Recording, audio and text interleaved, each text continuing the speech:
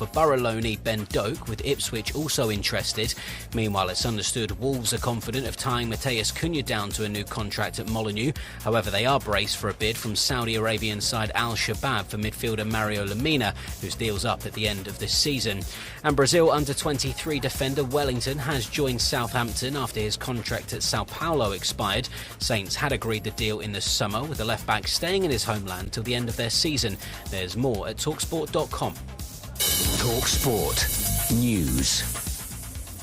The Health Secretary's advising people to layer up and put the heating on during a cold snap this weekend. Met Office amber warnings for snow and ice have been issued across the Midlands and Northern England. And Donald Trump suggesting Britain should get rid of windmills. The US President-elect says the country's making a very big mistake in its fossil fuel policy. talkSPORT weather with Quick Fit. This winter, fitting new tyres is much easier than you think. At home or work with our mobile tyre fitting service. He died Quick like Fit. a dog. Drive away happy every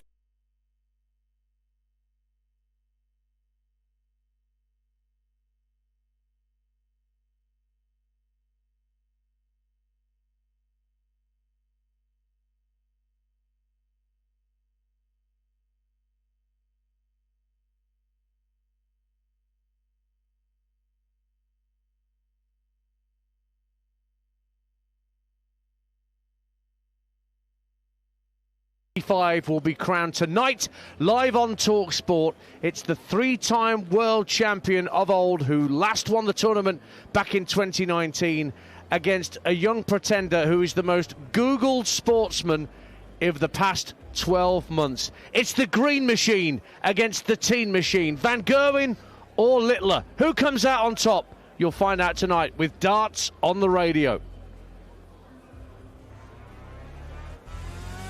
Won't go anywhere. The main course is coming up. This for the match and a place in the semi-finals. He's done it! Chris Mason gets it! Michael Van Gerwen is through to another World Championship semi-final. Littler for a second successive World Championship semi-final hits tops, and he provides another masterclass. Finally, Stephen Bunting gets over the line and sees off a difficult opponent indeed in the former world champion Peter Wright. This is live sport at its very best here on talkSPORT. Time for the talking to stop and the action to take place. Put up or shut up, that's it. A very good evening to you from the West Hall here at Alexandra Palace, North London.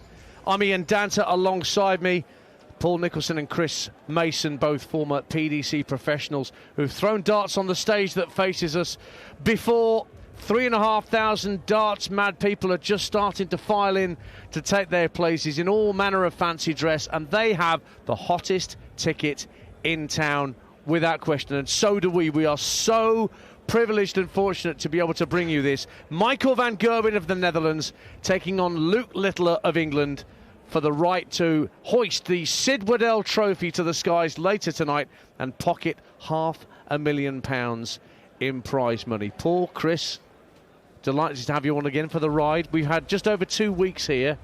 Comes down to this, and this is what dart players all over the world, this is what they strive for, these moments. And you've got two men up there who have been there and done it before. Yes, and I think that's one of the reasons why a lot of people think this is going to be a great final, a close one as well, because they believe that having prior knowledge of what it's like to grace the stage at the very end of the tournament, it does come in handy. And I think Littler's already said, I played here 12 months ago, it didn't go my way, but I will be more equipped this time around. And Michael was in a final just 2 years ago against Michael Smith, so not that long ago at all for both. Yeah, and it was interesting. He said, I know what I did wrong. And I'm like, ooh. We looked at each other when he said that, when he was on drive with Andy and Darren, and we thought, hang on a minute, does he understand how strong that is? Well, so what did he do wrong? Well, very little. He missed double two to lead 5-2. But what went wrong then is he didn't win another set. Part of that was down to the brilliance of Luke Humphries. Part of that was Littler trying to defend a lead, which you should never do. You should just continue to attack. We've seen it with Pricey. Don't try, play. Yeah, exactly that. And listen, he's got that type of throw that's very much like the Michael Smiths and the Luke Humphries and the Joe Cullens of this world. As soon as you instigate any type of effort with a throw like that, the hand tightens, the tricep gets involved, the shoulder starts to move, and then it almost becomes impossible. Well, here we are, day 15, I think. Lose track of the days between Christmas Day and 16. Day 16, there you go. But it is a really high-quality final. The third and fourth seeds have made it through. Yes, we lost Humphries and Michael Smith, but I don't think anybody who has a ticket for tonight could possibly be disappointed with what they've got to get served up tonight. Yeah, it's one of those generational matches, isn't it, where Luke is the MVG when MVG was 17 himself, you know, and surprising the world and beating Taylor and beating Barneveld and winning a World Masters, and you know, it was. And you guys were taking him on at that time as well. Yeah. Listen, I was around at that time. It was quite ridiculous. I never thought I'd see another MVG in my lifetime, although I never thought I'd see another Eric Bristow at 17 and 18 was absolutely incredible, of course, but I never ever thought I'd see anybody surpass what Michael did for those few years before the witness. Let's not forget, the wheels firmly fell off. He was contemplating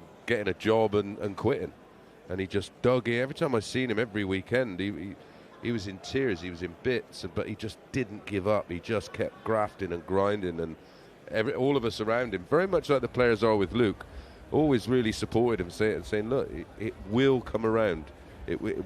Things will change for you. And ultimately they did, and in a big way. I think that's one of the reasons why, you know, we love Michael to pieces. He's a very selfless individual. He's done some social media content over the Christmas period saying that he doesn't really like getting Christmas presents. He likes to give presents. That's what he's like. He's incredibly selfless.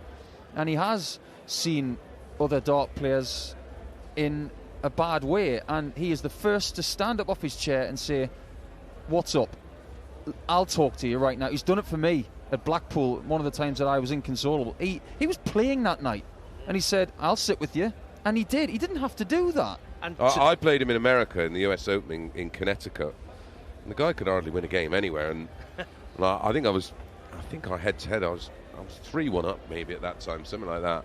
And I averaged 100 against him and got beat. I went, well, that's just typical. Me and him had a right laugh about it afterwards. I was like, how does that happen? You can't win a game. And it wasn't that his form totally collapsed. He just couldn't control moments very well. And I think without that happening to him, we wouldn't have seen the 2.0 version that literally has dominated the sport, or did dominate the sport. And effectively, the handing of the baton from Taylor was to Michael. One of the biggest statements I can recall over the last decade is when I heard a yoga teacher say this. I know you're probably surprised to hear this coming from a yoga teacher, but it's coming from you, Nico. It's translatable. When it comes to perseverance or resilience, in order to improve that, you have to not be a victim to your circumstances. And MVG is not a victim of his circumstances. He just wants to be the person who's in charge of whatever he does, and that's how he approaches everything. We will hear from Michael van Gerwen in due course ahead of this final that are getting underway during the course of the next hour here. So stay with us on talkSPORT for all the build-up, and the talkSPORT Darts YouTube channel, where we have our live watch-alongs and loads of brilliant interview content that we brought you throughout these championships. Just search talkSPORT Darts on YouTube and you'll pick us up. For example, Luke Littler spoke to Mark Wilson, part of our Darts on the Radio team, last night after his semi-final win over Stephen Bunting, and the Nuke said he is fully focused on the task ahead. There'll be no fist bumps after sets, I'm pretty sure. Of course, it's the final. We've both got to stay focused, and yeah, I can't wait for it tomorrow. You've been labelled the Prince of the Palace. I think he's labelled himself the King, so it's going to be a Royal Rumble tomorrow, isn't it? I'll be up for a Royal Rumble then. You're looking forward to it? I mean, it's a final many people wanted to see. Yeah, this is the main one they wanted to see as soon as Luke went out. But as soon as Luke went out, all the focus was on me. But you've got to see who Michael's got past. He's been through some tough challenges, and so have I. But this is probably the hardest game to win. And then tomorrow we just not kind of relax, but we just just let them go. It feels like ever since last year when you did lose in the final, this has been your goal to get back here. You've done that now. One more step to go. Yeah, it was just looking forward to the first game. Massive pressure against Ryan Meikle, but to get through it, I knew I'd settle. Obviously against Ian White, the 3-1 lead was crucial, and then just got past Joycey. And then these past 2 games, I felt the best I have. He's won it 3 times. You're looking for your first win. It's all exciting. It's all set for a great final. Yeah, it's been a while since obviously Michael has won one. I'm sure he's hungry for that 4th, and I'm obviously hungry for my first. What would it mean to you finally to win it? Don't know. No idea. I'll just win 7 sets and I'll be happy. 17-year-old Luke Littler chatting to Mark Wilson after beating Stephen Bunting in last night's semi-final. You with talkSPORT at the PDC World Darts Championship. Paul Nicholson, Chris Mason with me, Ian Danter in the commentary box. It's easy to forget that since the disappointment that Luke had of losing here to Humphries a year ago, he has won a major title in every month of the year bar 2. It's been an extraordinary follow-up year. 10 trophies in 10 months, and this would cap off what has been an incredible year for such a young, inexperienced player at this level. Which was the most impressive for you of those tournament wins? Okay. It was the fact that he didn't buckle under the pressure of Gary Anderson in one of the greatest semi-finals we've ever seen in our sport, and he was behind and he could have buckled, and those kind of indications, like getting past Joyce here, and the big one for MVG here was that Rids game, because he had everything thrown at him and he had an answer, and that's why this final is set up perfectly. Both have come through different types of adversity, but both have found a way ultimately to get it done. There's beating Gary Anderson, and then there's beating Gary Anderson in the mood. It's 2 very different things. Michael knows this probably better than anybody. You go back to 2015 and he won the tournament. The last time we had a 7-6 scoreline in the final when he beat Phil Taylor. But a year before that, Michael actually beat Gary in a game that Gary feels he should have won. And then it set in motion this motivation for an entire 12-month period. So Michael knows what it's like to play Gary when he's really in the mood. And he was in that semi-final in Wolverhampton, and Littler had too much. That's how impressive it was. Yeah, my worry for Michael in this, because there is a lot, and it's a compliment, only 3 world titles. I mean, it sounds ridiculous, but only 3 world titles for Michael is criminal. It's just, it doesn't make any sense, but that's almost a compliment to the rest of the field. But as you've said before, when Bristow won his last world title, you'd said to him, "You're not going to win anymore." Yeah, nobody would have believed it, let alone Eric. No, exactly. And the same with Michael from 2019 to the present day. It's too long. It's too long, and I think because of what's been written, the fact the attention's been off him, and he was bullish about it all. They all know I'm the best, and then it was, well, they all know I was the best, and they're not frightened of him anymore, and all of that would have wrangled him. And my fear is that he just tries too hard tonight. I think he wants it too bad. Where if you listen to Luke in that interview, what would it mean? I don't know. Yeah, naivety may be the telling factor. So Chris Mason and Paul Nicholson are with me, Ian Danter in the commentary box, Mark Wilson also part of our team tonight. The whole final to come. I must thank you all for all your lovely messages that you've been sending through to us during the course of this tournament, either on the chat on the talkSPORT Darts YouTube channel for our watch-alongs, or messages you sent through the socials.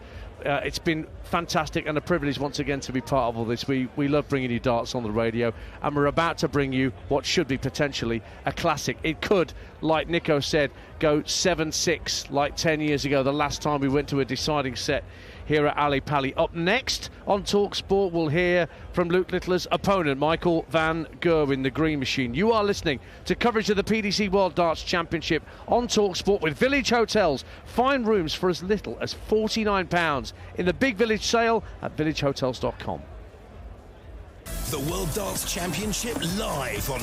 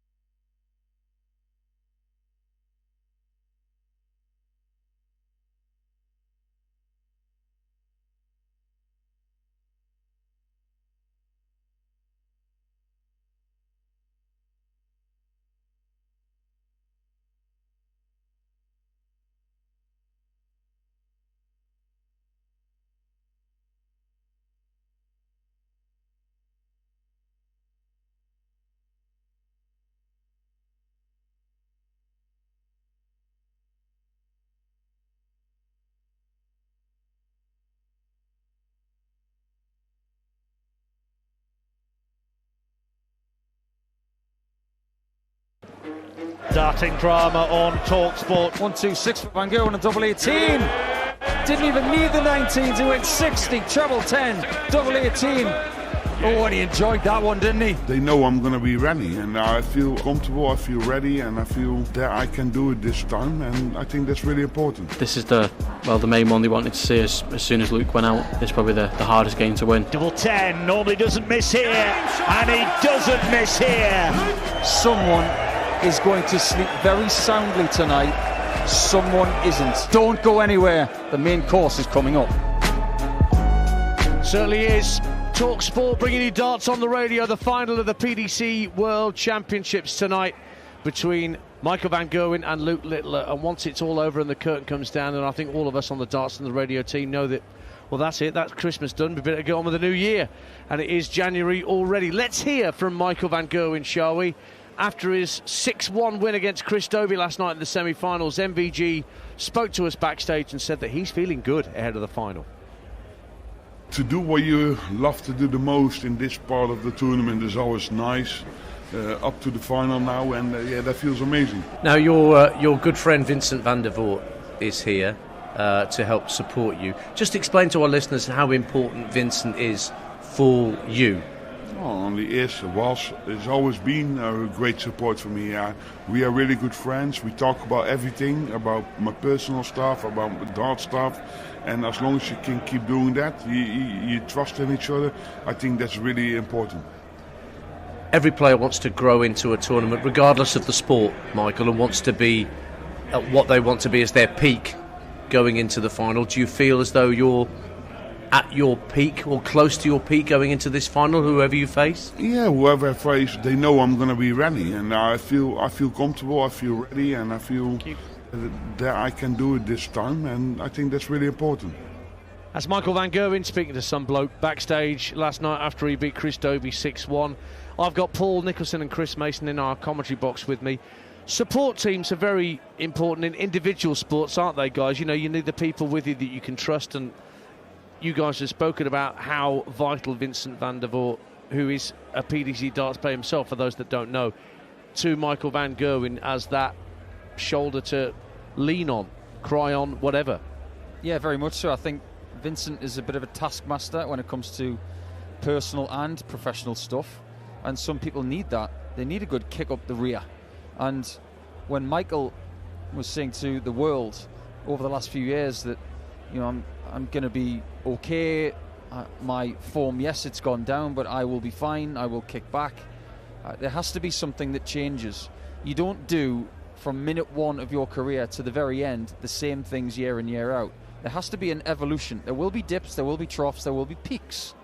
We've seen great peaks from Michael, especially in 2017 with an astonishing tournament, averaging 114 in the semi-final against Raymond van Barneveld, still the tournament record. But if things are a little bit lower than you want them to be, you have to figure out where the changes need to be made. And this is where Vincent comes in. He can change the mentality. He could possibly give you advice about the technicals and maybe the equipment side, because he's got all the experience in the world of doing it for himself. He's a quarter-finalist here in past times. And I think he's had a profound effect on Michael the last few months. Yeah, I think Michael's main issue, he became a bit lazy, got a young family, and it's very much like the boxing analogy of getting up doing them cold runs in the winter in the rain at 6 a.m. when you're in silk pajamas sleeping in silk sheets. You know, that where does the motivation come? And I think the motivation has come by his peers around him and them stealing the limelight from him, and I think that was enough for him to say, hang on a minute, am I happy with this? Am I happy with my lot so far? Am I happy with my 157 PDC titles and 20 million in the bank? Probably he is, but special people do special things, and he's not finished yet. He still feels like he has a point to prove. 7th world final tonight, still 12 behind Phil Taylor. No one's getting near that. No one's going to get near that. 3-1, 3 lost. Of the 3 he lost, how should he have won any of those three where he ended up on the losing side? Well, the first one that he was in against Taylor in 2013, he had a really good start, and Taylor reined him in. And I think when he puts his head on his pillow sometimes, you'll think about that 2013 final, if I just had a little bit more experience of, say, a stage like that at that point, maybe I could have nicked that one to get my first one in 2013 instead of the following year. So maybe that one. When it came to 2020, Peter Wright was the better player. He was much better than their first World Final in 2014, which Michael won. But in 2023, we've got to be fair, Michael Smith deserved that one. He played the better darts. He hit the 9, Michael didn't. It wasn't as simple as that, but it was somewhat symptomatic of what was about to happen. But tonight, it will cure a lot of the ills of previous finals lost. And I suppose my biggest point about this situation for Michael is he doesn't want to become the second person to have lost 4 World Finals after winning some, and the other one is Eric Bristow. And like Luke, losing that match to Taylor, I feel, was the catalyst to him going forward, because like Luke said, I know what went wrong. Michael was very much of the same attitude. I know what I did wrong. I know the mistakes I made. And if you do, that's half the battle, isn't it? If you don't know what's wrong, how do you put it right? You know. And he's done, well, they've both done both to an effect, where they both got to another final. And again, I wasn't sure whether Michael was going to reach another final. So I don't know. It's fascinating, this one. The numbers really don't give too much away either. No, we've looked at. We'll go in depth into the numbers, but there are very few metrics in which either player has a dominant advantage. Luke's slightly ahead in quite a few, but I think the doubling's the one that matters. Van Gerwen is slightly ahead in. The 60-day numbers, which is the most sort of recent sample I want to use. MVG 96.34, Luke Littler 104.47. Now, people know that's only 8 points. The difference between that is turns. So everything Littler's doing is in 5 visits or fewer. Sometimes MVG needs a 6th turn. It's whether or not Littler's going to give him that 6th turn. That's the voice of Chris Mason. Paul Nicholson also in the commentary box with me, Ian Danter. Mark Wilson will come in just a sec as well, because coming next on talkSPORT, we will look back on some of our favourite moments from the tournament leading up to this final tonight, which is live and free here on talkSPORT between Littler and Van Gerwen. You are listening to coverage of the PDC World Darts Championship on talkSPORT with Village Hotels. Find rooms for as little as £49 in the Big Village sale at villagehotels.com. The World Darts Championship live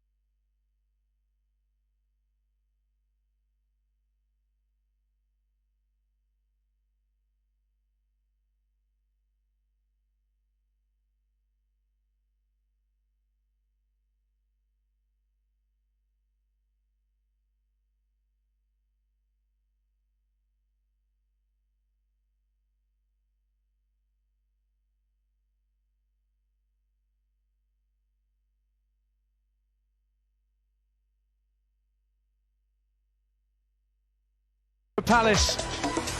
This is brilliant to watch. This is what PDC darts is all about. Bullseye to level up at 2-2 and he's got it. What a strike. Alexander Isak would have been pleased with that one. But his darts resemble the bottom of a spring onion. Have a bunch of seeded dart players come across all of the black cats. Wow, wow, wow. And even Luke Humphries nods his head. And there's a fist bump as Luke Humphries' grip on the Sid Waddell trophy just starts to weaken. This guy could finish his dinner without a knife and fork. He's that good. But back comes Pietreczko. What's double 19 from 158? Brilliant! Oh, what a comeback! Luke Woodhouse is playing like one of Henry VIII's ex-wives because he hasn't got his head in the game. Now it's time for the talking to stop and the action to take place. Put up or shut up, that's it. Alexandra Palace, the setting for the PDC World Darts final live on talkSPORT. Michael van Gerwen taking on Luke Littler at the end of just over 2 weeks of fantastic action. And it is rare that all four members of the Darts on the Radio commentary team are in the commentary box at the same time, but Mark Wilson's been good enough to join myself, Ian Danter, Paul Nicholson and Chris Mason. Wills, how you doing? I'm all right, mate. I've crowbarred my way in. I've managed to get in. Yeah, I am so excited. Never been this excited for a final while we've been doing this. I think this is going to be something special. And there's been plenty to excite us throughout the course of this tournament. We've had 2 9-darters, gentlemen. We thought we'd get at least that. There's, of course, still the potential for one this evening. But if I go around the horn, I'll start with you, Wilson, as you've just joined us. Personal highlights from the past 2 weeks or so that we've been here? Oh, mate, the list is endless. But I think for me, we did, I think it might have been Nico and I did 2 last leg shootouts in the same day. And I was mentally fried. I think it was Mansell and Clayton and Evans and Chisnell. I think it just gives you respect for how do these players do it under that kind of pressure. It was breathtaking stuff. I was absolutely shattered after. It was just a great day of sporting drama. No dog in either fight. Happy forever won. Brilliant drama. Nico, how about you? Easy to have a top 5, but if I had to choose, there was one game that really caught my imagination and I was so engrossed in it that I didn't want it to stop. It was Ryan Joyce against Ryan Searle. I think that game, it was the scorer against the doubler, and I think that's the best that Ryan Joyce has ever played. And if he's going to take something forward to 2025, it should be that match. But Searle has already said to us since then, when he lost, that watch out for the year of heavy metal. And I believe him. That was a great game amongst lots of them. Well, one thing you know for sure, he'll win Players' Championship 1. it's what he does. Go on then, mate. What about you? Well, I'm not doing 1. Unlucky. No, that's fine. Cullen against Price was just remarkable. Luke Littler versus Joyce was another absolute thriller. And I was on my way home and listened to it on the radio. It was unbelievable. And Rids versus MVG. I thought that was the first real examination in this tournament where we had to see MVG find another gear. And ironically, the 2 toughest tests they had, they're separated by 0.4 of an average. 103.14 against Joyce, Luke Littler averaged, and MVG 103.10. I think from my personal perspective, what always fascinates me, guys, about particularly the early stages of a World Championship, 5-set matches, if an established name doesn't get off to a good start, then somebody can turn them over. And we saw some fantastic examples of that. Kevin Dukes beating Michael Smith, a rematch from last year where Smith just got over the line that time. That's why it was no real surprise. Yeah, but the other might be more Jeffrey de Graaf beating Gary Anderson, Wills. Yeah, I've got those 2 on my list. Those are the 2. Hey. I mean, I'm a big fan of Kevin Dukes. Commiserations to Michael Smith. I'm a big fan of his walk-on shoe. The weight of the world on his shoulders. And I just think the sheer look of joy on Jeffrey de Graaf's face when he beat Gary Anderson. I don't think, even when we spoke to him after, I don't think he could believe he'd done it and how he'd done it. And great. It's great to see these guys that you see travelling around and playing in all these lesser tournaments doing well on the big stage. And I agree. I think Dukes, we're going to see a lot more of him in 2025. Yeah, Dukes is very much another De Decker for me. I think he'll be one like Ross Smith, like De Decker. They'll pick up a Europeans or a Grand Prix or maybe a Masters, something like that. What was weird about Dukes was he said he'd never had a dart on the floor prior to that game against Smith, and he must have. We did that game, you and me, Paul Nicholson. There must have been 8 darts on the floor in that match from Doot, and he said he'd never experienced it before in his life. Yeah, that's one of the things that was really impressive about Kevin, because even when that was happening early in the match, he was wondering why, and then he realised really quickly, like someone just flicked a switch.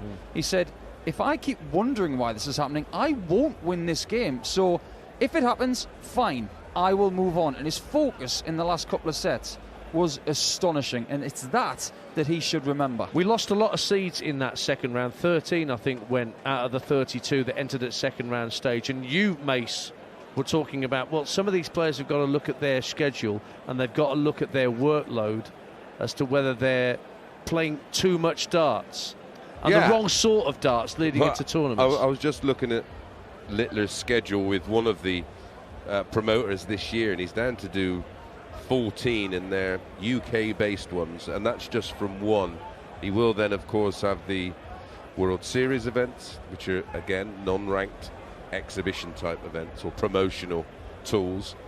And then he'll have the exhibitions in Germany doing the galas, and he has to be careful. Listen, Nico come out with a fabulous point. There's nothing in the contract where it says, look, you've got to play in these. You haven't got to. You haven't got to play in them. They may be disappointed, but what would they rather have? A full-firing Luke Littler going into the World Match Play, or one that's going in there absolutely out on his feet? And listen, I know they got to use the big names to sell the World Series to the broadcasters, but then you've got to compensate them, and the money playing in them World Series events ain't worth them. They're not worth doing. They're not worth it for the players. Gary Anderson can go off to Scotland for 3 days, work Friday night, Saturday night, and Sunday afternoon, be home Sunday night, and earn as much money as he would get into a final of a World Series event.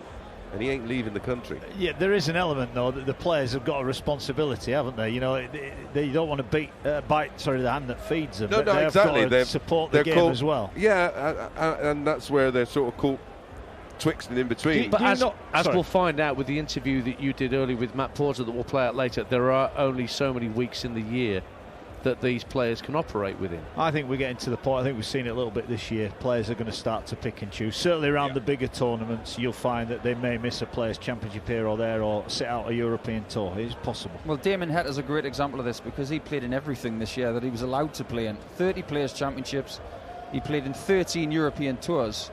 How he wasn't fried by the end of November, I've got no idea, but when they're adding 4 Players' Championships to this year's schedule and another European Tour event, and heaven knows how many exhibition opportunities some of these guys will garner, you've got to understand that the power lies in the person who says no.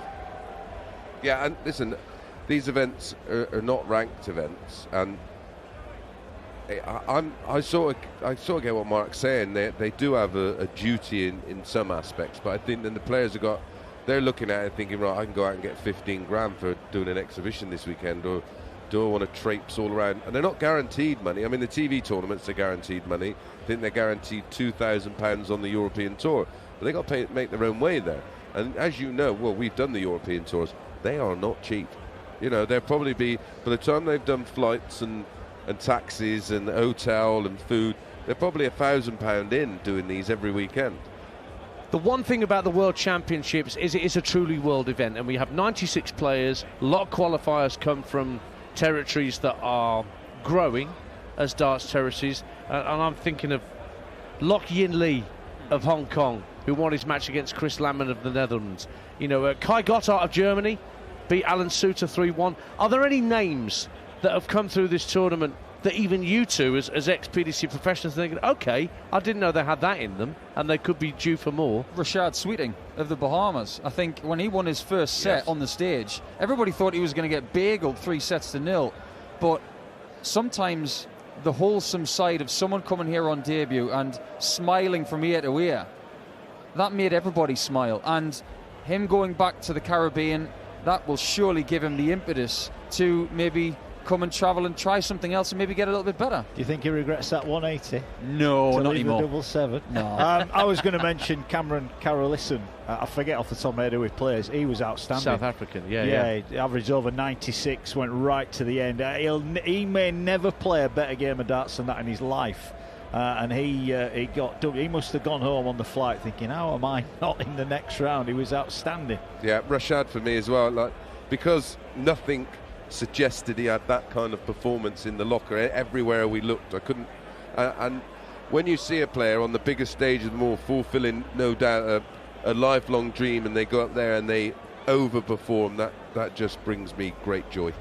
Vessel Nyman was the player we lost out to Carolison. Took him all the way. It was a magnificent performance. And I guess we should look at, from the flip side, those who they didn't do as well as we thought they would, and Vessel Nyman's top of that list, right? Gary Anderson is the top of my list in terms of disappointments. Why he's a week out of the world's cutting wood, I do not know. I have to agree. We all tipped Gary to go far. We thought he was in the right kind of nick, and Michael van Gerwen tonight refusing to do certain media outlets because he wants to make sure that nothing is going to get in his way. It's almost the kind of attitude that Gary needed. You would expect a little bit better from Gary in the lead-up. I know he likes to get out to the fishing lakes and use it as an escape, and it's a business and things like that, but maybe Mace is right that was a poor choice. Yeah, it was apparently too cold for MVG to go out and see our pals Andy Goldstein and Darren Bent. I nearly hit a 9-darter out there. What's wrong with him? Just not made of the right stuff these days, are they? The game's gone. Too mollycoddled, didn't they? Chris Mason, Paul Nicholson and Mark Wilson with me, Ian Danter in the commentary box. The final between Luke Littler and Michael van Gerwen edging ever closer. Live and exclusive and free here on talkSPORT, your home of darts on the radio. Now the lineup for this year's Premier League is due to be announced on Monday, and next the four of us will look at who we think will make that list of 8 players. 4 qualify as of right, the top 4 in the order of merit, and then the other 4 random picks. You are listening to coverage of the PDC World Darts Championship on talkSPORT with Village Hotels. Find rooms for as little as £49 in the Big Village sale at villagehotels.com. The World Darts Championship live on talkSPORT.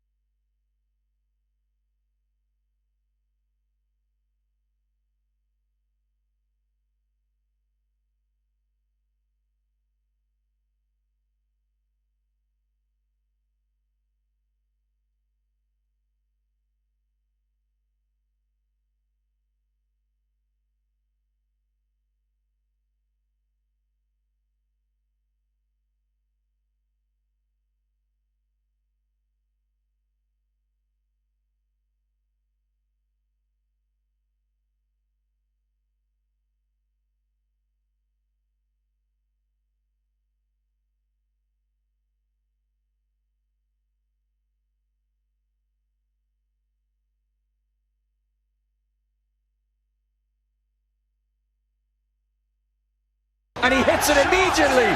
For the match, Nathan Aspinall wants 58, 18 for tops, 2 darts in his hand to win 4-zip.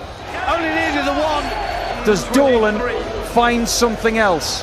Does he get treble 18 in Bull for a 1-2-3? He's got the treble. Bull! Oh, he's done it again. Michael Smith is in dreamland because he has double 10 and 3 darts for it. Smith hits double 10 and he goes through. Double top for Price. Just a little high. Second dart. Gets him through. And there is no celebration whatsoever from the Iceman. Very good evening to you. If you're just tuning in to talkSPORT, the final of the PDC World Darts Championship, less than half an hour away, as Luke Littler and Michael van Gerwen are about to lock horns on the stage in front of us at Ali Pali. The 3,500 punters are filing in. Where's Wally? Bananas, traffic cones, Sergeant Pepper era Beatles, jockeys, crayons, stop signs, they're all here. I'm still looking for the 4 seagulls and the baggages. Mario Brothers, Waluigi. Oh, they get quite niche with the Mario characters here at Ali Pali. I like the well, it's a play on The Simpsons, isn't it? Beer Man. Yes, I've just seen it. Yes. Other brand names cannot be mentioned. Indeed, because these dart players are going to make more than $50 an hour. Maybe one of these days the 4 of us should come in fancy dress. Yeah, well, Mace had some on New Year's Eve. Looked very dapper. Freddie Mercury. He did indeed, yeah. Well, pictures yet to be released. If you look on the talkSPORT Darts YouTube channel, you see just how fetching Mace's shirt is this evening. Well, we're in the palace and it's covered in crowns because we're going to crown a champion. It's a beautiful thing. Now, one of the things, as we look forward to this final, that gets announced straight afterwards, well, most years it is. A couple of years ago, they didn't announce the Premier League 8 until after the Masters tournament in late January. But 8 players will take part in the annual jamboree around not just the UK, but around continental Europe as well, in places like Berlin and Rotterdam. 4 players qualify as of right at the top of the order of merit. Those 4 players are Luke Humphries, Luke Littler, Michael van Gerwen, and Rob Cross, who went out early, who must feel very fortunate that the likes of Stephen Bunting didn't overtake him by progressing this far in the tournament, because that's what would have happened. So those 4 are in, and we can't argue about those 4, gentlemen. Well, one thing we've got to say at this juncture, this is based on information from previous years. We don't know if they're going to overhaul it all. They never tell us. We are going on previous behaviours. So top 4 in the world will be safe, and then 4 picks. There could be a complete overhaul of the selection system. They might go to 10 players. They've done that before. So this, what we're about to go through, is based on what we have seen in previous times. And I think that's my solution was 12 players. Under this current format is 8 players, so a quarter semi-final. Yes. 7 games. They do 12 players. The punters still get 6 games. Sky still get their 6 games. They did that, so they did it for 12 weeks. The bottom 4 in the table drop out. The final 8 for the last 4 weeks go to its current format of quarter-final, semi-final, final. That way, they could rotate enough so we wouldn't see the same games, because that's the issue with it now.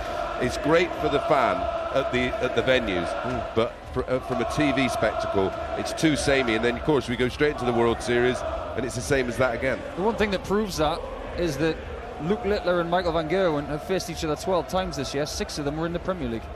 All right, well, let's go around the horn. So by the time we get to Belfast, which is night 1, isn't it, for the Premier League this year, Mark Wilson, who would your 4, if we're going by previous years, who would the 4 be that follow in along with Humphries, Littler, MVG and Cross? Well, if you head over to the talkSPORT Darts YouTube page, they have a chat with Matt Porter. I know we're going to hear some of that shortly. He said to us that some players have played their way in, so for me that means that Bunting and Dobie are certainly on the list. Now, I am torn between the last 2 spots. I think we're all agreed on Bunting and Dobie, aren't we? Yeah, we are. I think so. I think it's a toss of a coin between Price and Clayton. Do they have an overseas input, Heta or De Decker? And what about Nathan Aspinall? You're losing one of the iconic walk-ons and big characters in Peter Wright.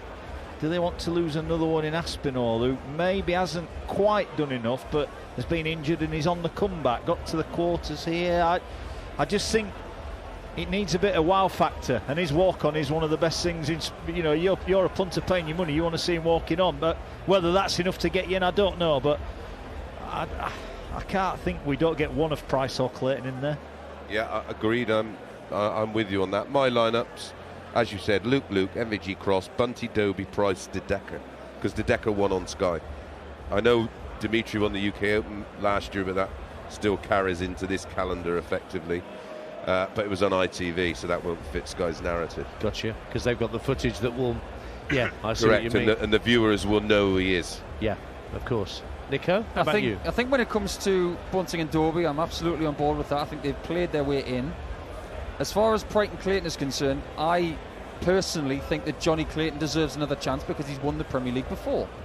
And Price has had a somewhat off year, even though he's won 2 non-ranked titles.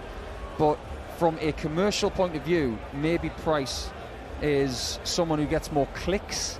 He has more behaviours that are talked about.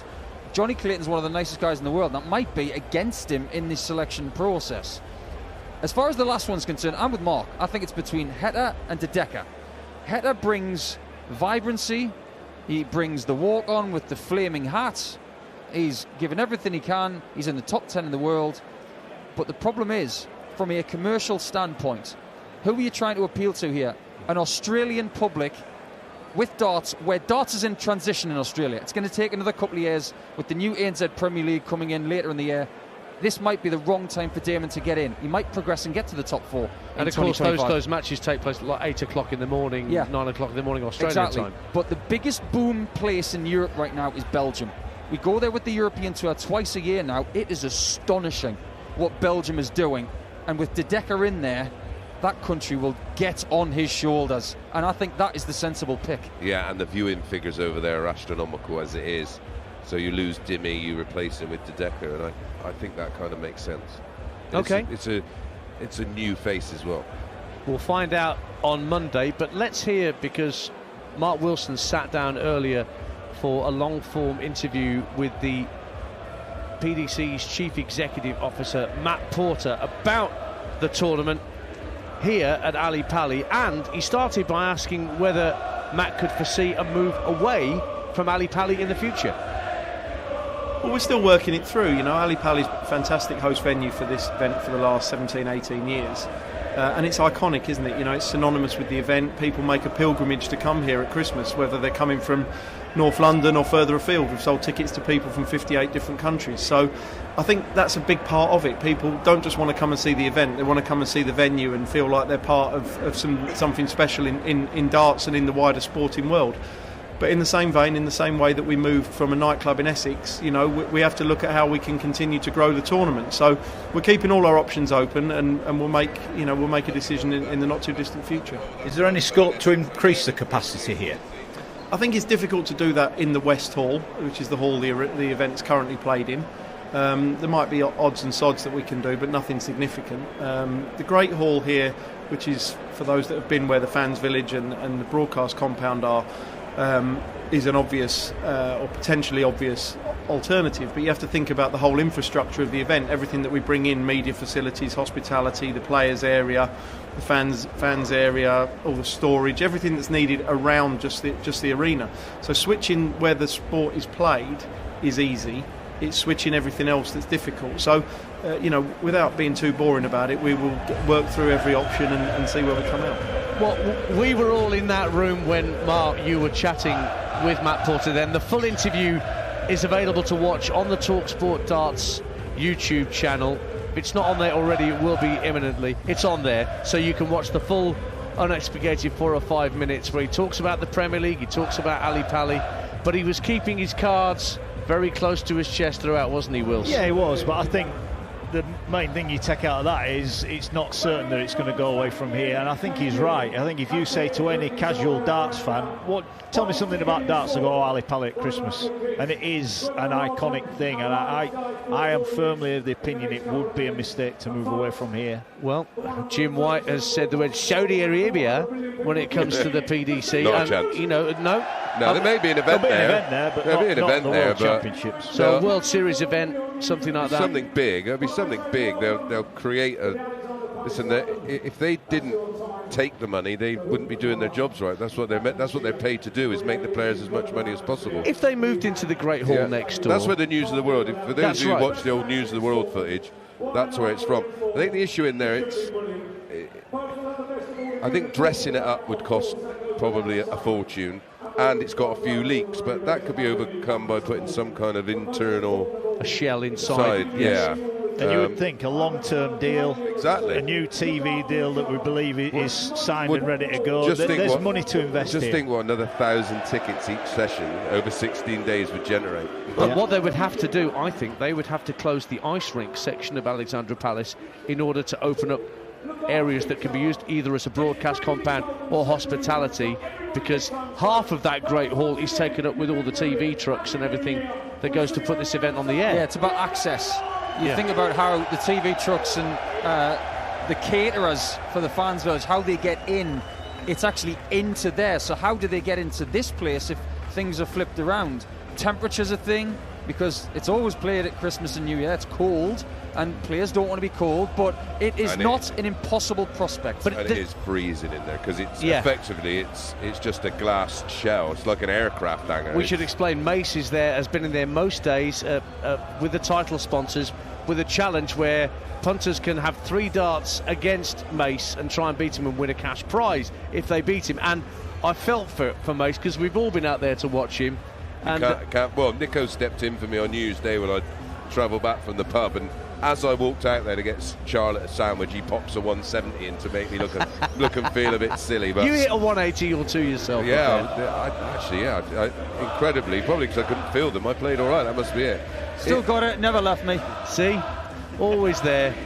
But there's not a lot wrong with this place, is there? No, it's just about utilising the space as best they can to generate. Well, the demand is more than what they can cater for. You know, this could be sold 2 times over, and that's... And it's worth noting, they put the prices up this year, made no difference. They've still sold every single ticket. Yeah. You know, the demand is there. The one that there have been less, thankfully, there have been less incidents this year with regard to players being distracted or being intentionally put off. We had the Gerwen Price thing a couple of years ago with one particular individual whistling as they were on doubles. Thankfully, we haven't had as much of that nonsense to report on this year. Yeah, I think that's absolutely right. I think if you've been here all tournament like we have, you can look at the pre-Christmas crowd and the post-Christmas crowd, 2 different things. You're talking about a party atmosphere, people maybe coming for Christmas parties and hospitality, things like that. Maybe not avid darts fans, but want to have the experience. But the people coming after Christmas, they are darts people. Yeah, it's like the match play crowd. That's an even smaller venue, isn't it? That's less than half the capacity here, and that's so hard to get tickets. They queue and do everything they can to get a ticket there, and they're real darts people. And don't forget, we will bring you the World Match Play from Blackpool's Winter. Oh, it's seamless. We don't just throw this show together, you know, Mace. In late July, we will spend 10 days at the Winter Gardens in the Emperor's Ballroom, bringing in the Village Hotel again. Oh yeah, indeed. Live and free exclusive commentary on the World Match Play. The top 32 players battling it out to win the Phil Taylor Trophy by the seaside, and we'll bring you every match live. Excuse me. Here on talkSPORT. That bodes well for tonight, doesn't it? It's a good job that Mark's about to take over for the first few sets. So just before I disappear for a bit, some final thoughts from you, Nico, because we're going to leave Mace and Wills to kick things off when the 2 players take to the stage. Is it as important for Luke to get 2 sets in front or something early on, or are we expecting nip and tuck back and forth, set and set? Yeah, I don't think Littler can afford to have a deficit in a lot of this match. I think he's got to remain competitive. I've done some number crunching, and Michael's starts in the finals he's been in, the 6 finals, the starts have been excellent. 5 out of the 6 times in the final he's taken the first set. So maybe if Littler can get a hot start and stay in front, and maybe even get to say 4-0, I know that's, you know, to a lot of people that might, he's not going to do that, but Michael's done that twice in finals, and it still wasn't easy after that. It's about being competitive after about 4 or 5 sets, making sure that your opponent's not too far ahead. You may have just heard in the background as we were talking there, images of both MVG and Littler appeared on the Jumbotron screens that the fans can see. And you've heard there was a reaction, a few boos at first for the sight of MVG, then the cheers for Littler, and then the "Oh, Michael van Gerwen" chant started. I mean, it could be an even split here tonight, couldn't it, in terms of support and rivalry? No, I think van Gerwen is going to get hammered tonight in here. I think he will. He might not on the walk-on. I think he will. The crowd want Littler to win. He's a fair. In my opinion, I might be wrong, but I think they're going to give him pelters. Yeah, I agree. I think they are. The reaction you could see and the sound when they seen images of MVG, I think they're going to be on his case all night. They'll enjoy the walk-on, they always do. But when the match starts and in the key moments, it'll be all Luke Littler. Can you imagine, and it is somewhat selfish when people say that I was there when they won their first. Imagine being in that hall when Eric Bristow won in 1980. Imagine being there in 1990 when Phil Taylor won his first. He'd go on to win another 15. Imagine being here when Littler gets his first. We don't know what he's going to do post today, but you can leave this place saying, I was there when he won his first world title. It has a little bit more sugar on top than, say, I was there when Michael won his fourth. The 2025 PDC World Darts Championship final is imminent here at Alexandra Palace. It's been an honour and a privilege once again to bring you darts on the radio here from what is the spiritual home of this sport.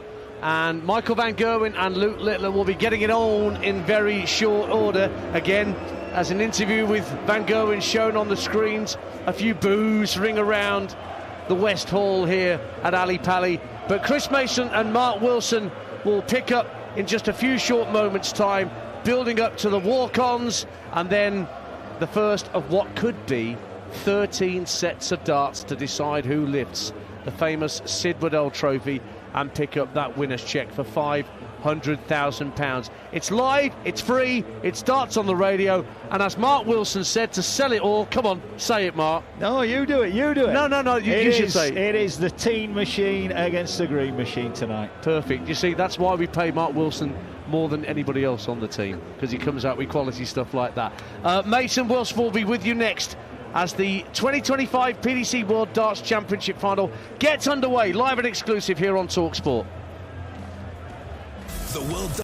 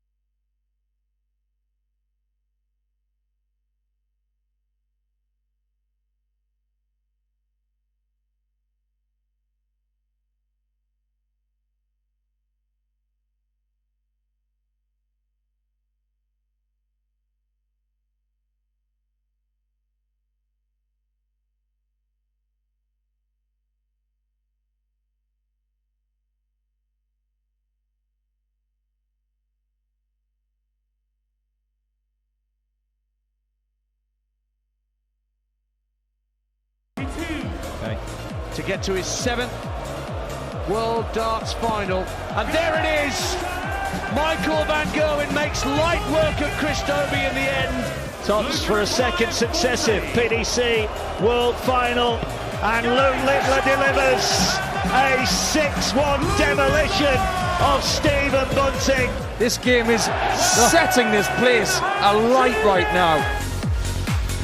96 started, only 2 remain standing as the race to become the PDC World Darts Champion is in the home straight, and this final, well, it could have everything. The seasoned pro, a 3-time former champion, playing in his 7th World Final, standing in his way, a teenage superstar who has transformed the sporting world in little over a year. For Michael van Gerwen, it's been 6 long years since he last had his hands on that Sid Waddell trophy. For Luke Littler, it's only his 2nd campaign at the Worlds. Runner-up last year, he's won 10 titles in a star-studded 2024, but this is the biggest prize in darts, and it's the one that they're both desperate to earn. The £500,000 winner's cheque pales into insignificance in comparison to the prestige of being named the world champion. It's been named the new against the old, the prince against the king, but tonight is the team machine against the green machine. Luke Littler against Michael van Gerwen in the PDC World Darts Championship final. It's all live right here on talkSPORT. Mark Wilson with you for the opening part of what should be a blockbuster world final here. Chris Mason, Paul Nicholson still here. We know, just seen a picture of the throw for the bull. Michael van Gerwen will throw first in the opening set, race to 7 to become world champion.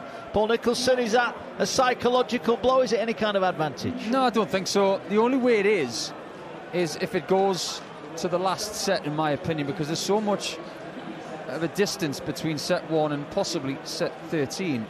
But there's an advantage to not having the throw in set 1. You can just get after it, and if you lose set 1, you think, okay, that's fine, that was meant to happen. But if you can win set 1 and break immediately, you deal the psychological blow. So Littler only being 17, but with bucket loads of experience already, he won't be too phased. Yeah, Taylor, famously, of course, would always give the bull away because he fancied he could get on you in set 1. And like Nico says, if you've got the darts, you drop set 1, you're against the darts in set 2. And 1 set 0 could soon become 2-0. And then, I'm not saying you hit the panic button at 2-0 down, but it's certainly something to think about. I think the early exchanges in this match are massive. It feels weird saying that Luke Littler has changed the way that this game is played, but he has changed the way it's played because, and we pointed this out a number of times, Nico's mentioned this even at the match play, he's looking after 6 darts to be out in another 6 darts, and the number of times the other night that Littler went out in 12 darts or fewer, if you're against the throw, only a perfect leg is going to beat that, and it is changing, isn't it? And I think there are more breaks in throw now than there ever have been. Lowy sort of changed the game, and then when Bristow come along, he changed the game, and then Taylor changed it the way we sort of, not necessarily an accounting part of the sport, but then MVG came along and he really changed it in terms of how he saw the numbers and the different combinations of why you would use like traditionally 164, for example, 60-54 ball. There was no other way to go. Mathematically there may have been, but we wouldn't have. Why would you go that way? And it was the Dutch that did that. It was not just Michael van Gerwen, it was also Jelle Klaassen, it was Vincent van der Voort, it was a bunch of other Dutch players who were doing that. But what Littler is actually showing us is that, and Michael Smith deserves some credit for this as well, because they're leaving something in the region of 264, and they're thinking, if I get 2 treble 17s, I can go 2 treble 17s and tops after that. And that kind of thinking it wasn't even in the ether 10 years ago. Yeah, Rob Cross the same as well. He sort of does things that leaves me scratching my head, and then I'll sort of sit back and I have to think about it. I can't think about it on the spot because there's so many different permutations of why he's starting on a certain treble first that normally you wouldn't. But then Littler, who's grown up around this whole change and evolution, he's gone, hang on a minute. Yeah, and he was asked the question, was he particularly good at maths in school? No, absolutely not. It's just something that he has possibly stumbled across, I don't know. And he's like, right, whatever I do, it's not the worst shot in the world. If you go 20-20, the worst shot in the world is the treble 19. And only now are we seeing more and more players going for the treble 17, because either or, the single or the treble, still gives you the opportunity for a 12. Yeah, and that's what it is. Without deviating, that's the whole key. It's being able to stay at one target for as long as possible. And if you can score the way that he does, you want to stay straight, because he's got 21 more maximums in this tournament than Michael van Gerwen. And when he played Ryan Joyce a little, he had 30 legs in that game. 13 of them were 13 darters. Yeah, and that's what I mean about. So you're saying that Van Gerwen's got the throw in the opening set, but if Littler goes out in 12 legs or fewer every time, then Van Gerwen's going to have to average way over 100 just to hold his throw. Exactly. And exactly. It's psychological warfare, it really is. Littler 64-180 is a tournament record, 83. Is he going to beat it tonight? Yeah, I think he will, actually. I think this game has got at least 11 sets in it, and if you think about getting 2 a set with that's 22. That'll get him to 86. I think he gets past 83. Score prediction? 7-6 Littler.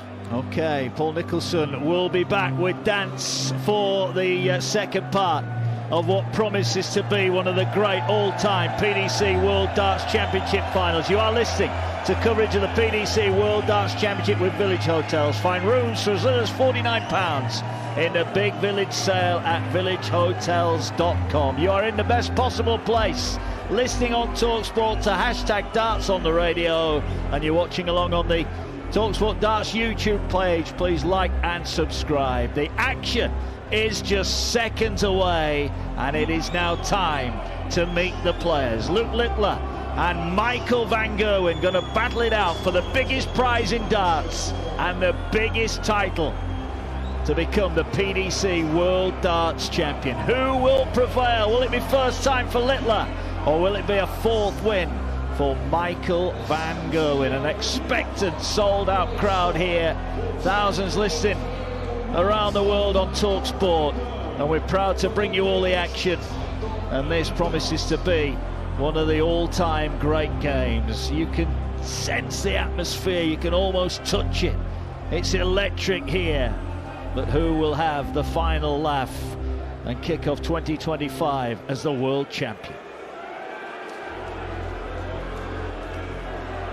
Ladies and gentlemen, you've joined us live on Sky Sports from the Alexandra Palace, London.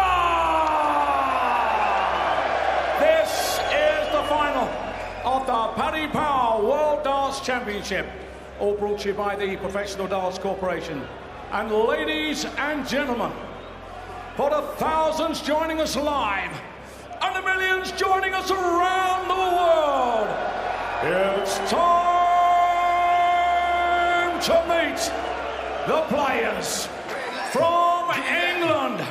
The winner of 10 PDC titles in his first year, a Premier League champion, a Grand Slam champion, the winner of 3 World Series titles. Ladies and gentlemen, a 2-time World Championship finalist. It's time to meet Luke the Nuke. Feeling here tonight. The pyrotechnics go off. Littler is on the stage, applauds the crowds. He looks excited, nervous, all rolled into one. Now for his opponent.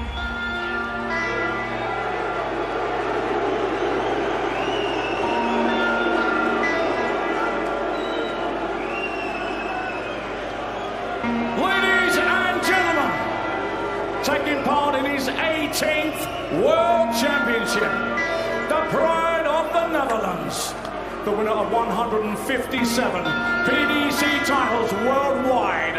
He is a 3-time champion of the world.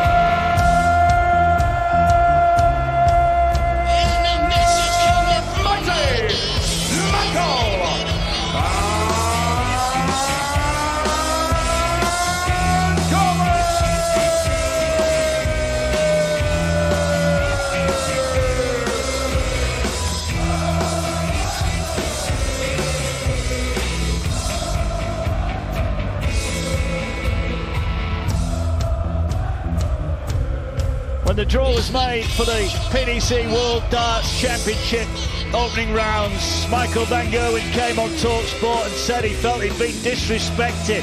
Disrespected by those not talking about him and disrespected by those making the odds for the tournament. Well, he is in the final. There's a big handshake on stage between the two. There might not be the fist bumping and high-fiving that got Jason Cundy all excited last night. Could you imagine if, say, that had been Phil Taylor against a 17-year-old kid and he absolutely put it on him, and it would have been, oh, he's a bully. You know, you got to remember, he's a 17-year-old lad. There's a duty of care, not just from the PDC, but from the players as well. You know, listen, he's 18 in a couple of weeks. Let's see the difference then. Yeah, we will.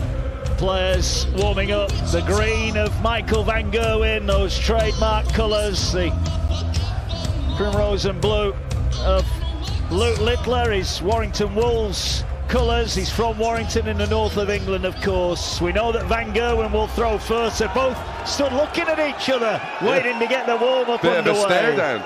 Yeah. These two have played 12 times, 6 apiece as we know, but they've been involved in 2 cracking games, 2 of the best ones. In terms of a ranking match, it was the Euro Tour, Czech Starts Open, the quarterfinals. Luke won 6-3 with 110.57. MVG lost with 112.19. Non-ranking has to be that Premier League match where, again, Luke won, but this time with it was 6-2, 114 average versus 110.94.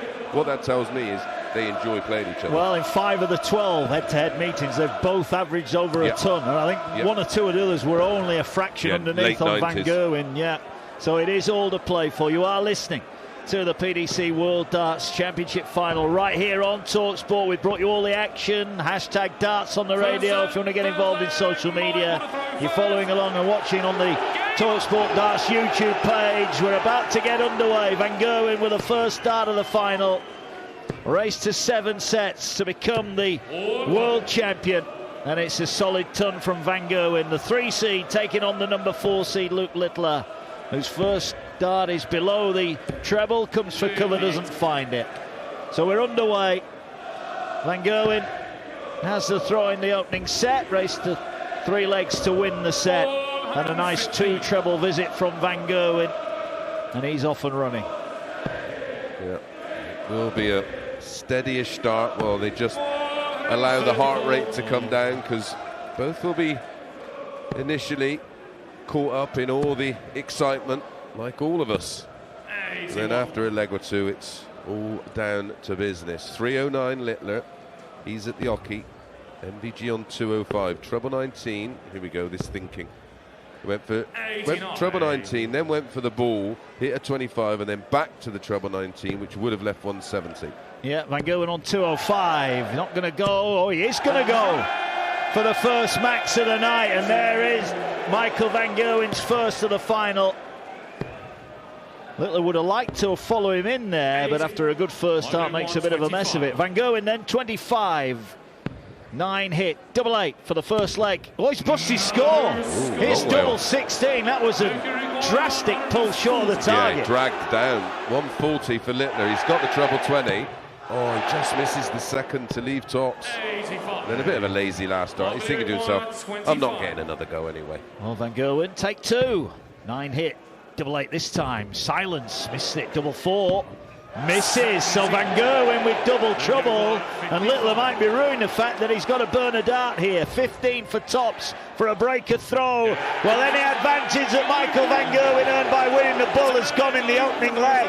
Littler breaks throw, missed darts from Van Gerwen, and Littler steps in to take out the opening leg. Wow, not the start we expected. 1-0, set 1, Luke Littler. Only because MVG uncharacteristically fluffing his lines. I mean, up to that point his doubling percentage was at 44%, 41% for Littler.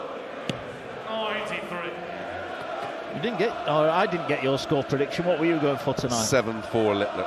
Okay. 308 Littler.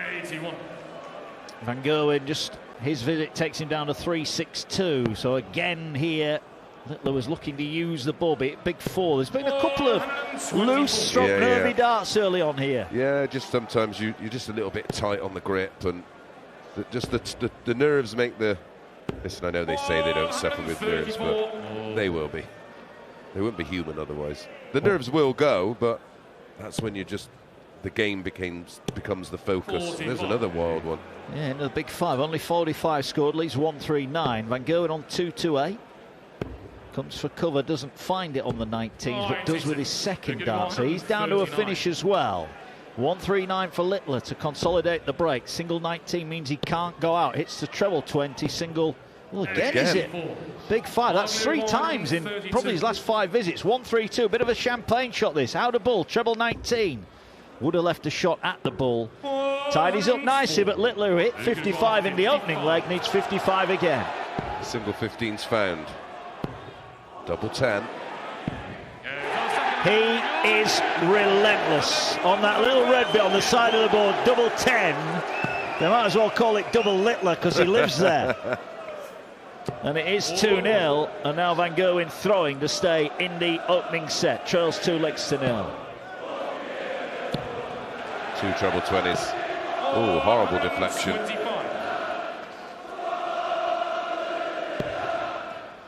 Van Gerwen is in the red bit. Can't quite follow it in, but did well to get the second dart in. 140, so Van Gerwen down to 2-6-1. Littler on 3-7-6. That was the first 140 of the match. I've never known it so quiet in here. 123. That will change. Well, it will, but I think it's also a sign that people tonight have come to be entertained by these two. They just want to see who's going to win the match. Yep, they're engrossed. 161 MVG on throw. 253 Littler. Treble 20s followed by a single. Yet to hit a 140. Littler needs 2-0 up. Answers on a postcard. Down for cover, Van Gerwen on 161. No big treble hit. 153 for Littler for the opening set. Believe it or not, when it is silent, that makes you even more nervous. Yeah. Because you know people are watching. 65. It is for the whole. If you've been with us for the previous 15 days, it's normally carnage at this point of the evening. It is deathly silent. 82. He's got 82 left. He went for treble 20. He liked the lay of the first dart, but Van Gerwen is struggling. 88 for the opening set for Luke Littler. He's got treble 20. That leaves double 14 inside double 7. Ooh, now then. An opening Van Gerwen, this time the recipient of a couple of missed darts. 52 to tidy up here. Single 20, double 16. And Michael Van Gerwen has his first leg on the board. And this time it's Luke Littler missing darts at a double. Well, 1 from 4 for Van Gerwen. 2 from 5 for Littler. Littler leads 2-1. And if he holds his throw here, he'll take out the opening set against the Van Gerwen throw. And he's had 3 darts. 2 darts at double 14 and double 7 to win the set. 3-0. And an MVG kicks with a max at the start of leg 4. A lot of talk about the perfect leg. That will not be too far up the agenda for these two. It's just about winning legs, however you win them. That will just come in the midst of a match. It will. Littler, who's 40 points behind at the start of his visit, 265. He wants 519s and he's overshot there. Single 7, so he can't leave a finish. So Van Gerwen, in effect, has got 2 visits at 225 here to level up the match. Single 20, single 19. He's got to be careful here. Oh dear, 46. He's at 7. He's not left to finish. No. You can sense the tension around this building. It's like a decent county game at the moment, this one. 89. He's left 80 for the set. Littler is down to 80. Nothing Van Gerwen can do here. 99. Apart from leave 80. It's 80 apiece. Littler then for the set. Treble 20 for double 10. We know the rest. We know what happens when he leaves that double. And Luke Littler, in a bid to become the champion of the world for the first time, takes out the opening set. Michael Van Gerwen looks pretty nonplussed as he makes his way off the stage at the Alexandra Palace.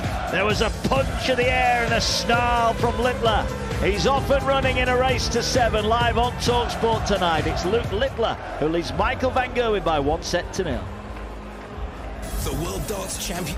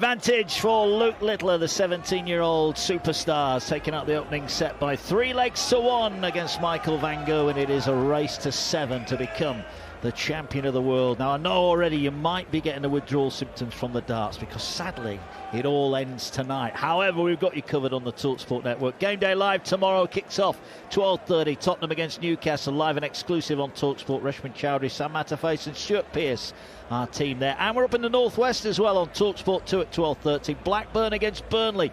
Faye Carruthers, Joe Shannon and Chris Owellamo, our team there. talkSPORT 2, your home of the EFL. talkSPORT and Game Day Live, all the goals as they go in with Adrian Durham from 2:30. Troy Deeney, Scott Minto and Mickey Gray amongst our guests around all the grounds tomorrow. And on talkSPORT 2 exclusively live at 3, it's Manchester City against West Ham. You can't watch that anywhere on UK TV. Only place you'll hear it is right here on the talkSPORT network. talkSPORT 2, Faye Carruthers, Ian Danter and Perry Groves. You've not got the talkSPORT app, but you really should have it by now. Free and available in all the usual places. And you can swipe left and right between the two. Set 2 underway. Luke Littler has the throw, so the early advantage, Chris Mason, is with the young man. Can he make it count? Yeah, or of course you can watch us on the YouTube channel with nearly 10,000 others. Yeah, you can. Plenty getting involved there. What will Van Gerwen be thinking at the moment? Not too much. He's too experienced. You know, he's been here. He's got the T-shirt 3 times. He'll be disappointed with the way he played, but he won't read too much into that. And there's a perfect example. He'll just know, I'll just keep doing this, and eventually I'll find top gear, and then we'll see where we are in the match. Well, that's the first maximum from the hand of Luke Littler tonight. 65th of the tournament. 19 more to break Michael Smith's record of 83. That just shows you how good Michael Smith was that year. Yeah, 1-2-1 for Littler for hold and throw. Hits the treble 20, hits single 11. Bullseye he needs. Didn't even contemplate the layup with MVG on 170. Yeah, just to the side of the target there. Shows you the respect he has for him. I think a lot of players, especially early in the match, would have just thought, I'll lay up here. He won't hit it. Double 10. You know what, he will it though.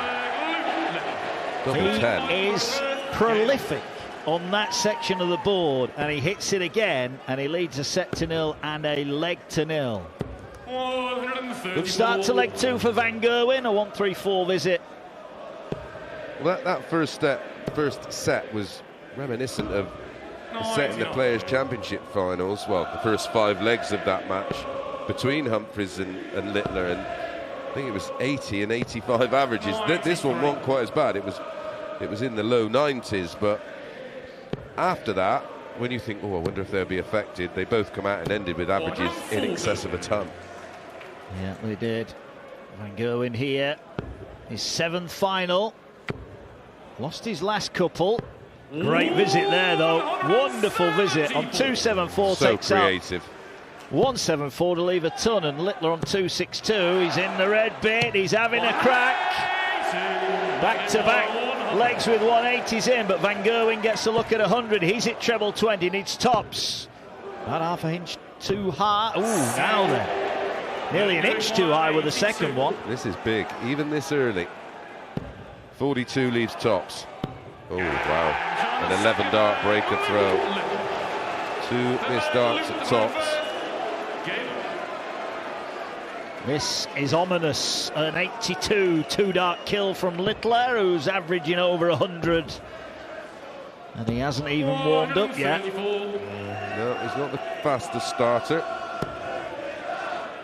Well, he's won 5 of the opening 6 legs. If he wins this one and he's got the throw, it'll be 2 sets to 0 in front in double quick time. Well, he started with a 1-3-4, only 93 for MVG, 20 single 20, well, 140 in the end. So down to 227. MVG needs a max just to get involved in the leg, and he started it well. He doesn't follow the treble, only a ton, not enough. Well, the set average in set 2 so far, 123.48 for Littler. He's now going to come down. Good use of the treble 17, leaves him on another 2-dart out. Yeah, really clever, because if it's the single 17 there, he leaves 130, which only needs 1 treble in the combination, of course. He's on 308 here, MVG. Start with treble 20. Well, 138 is the shot he's looking for. Oh, perfect. Found it. Well, he's gambled there, because if that dart doesn't go into treble, he's after bogey number. It might not matter anyway. 96. He's gone double-double. He didn't hit the double 18.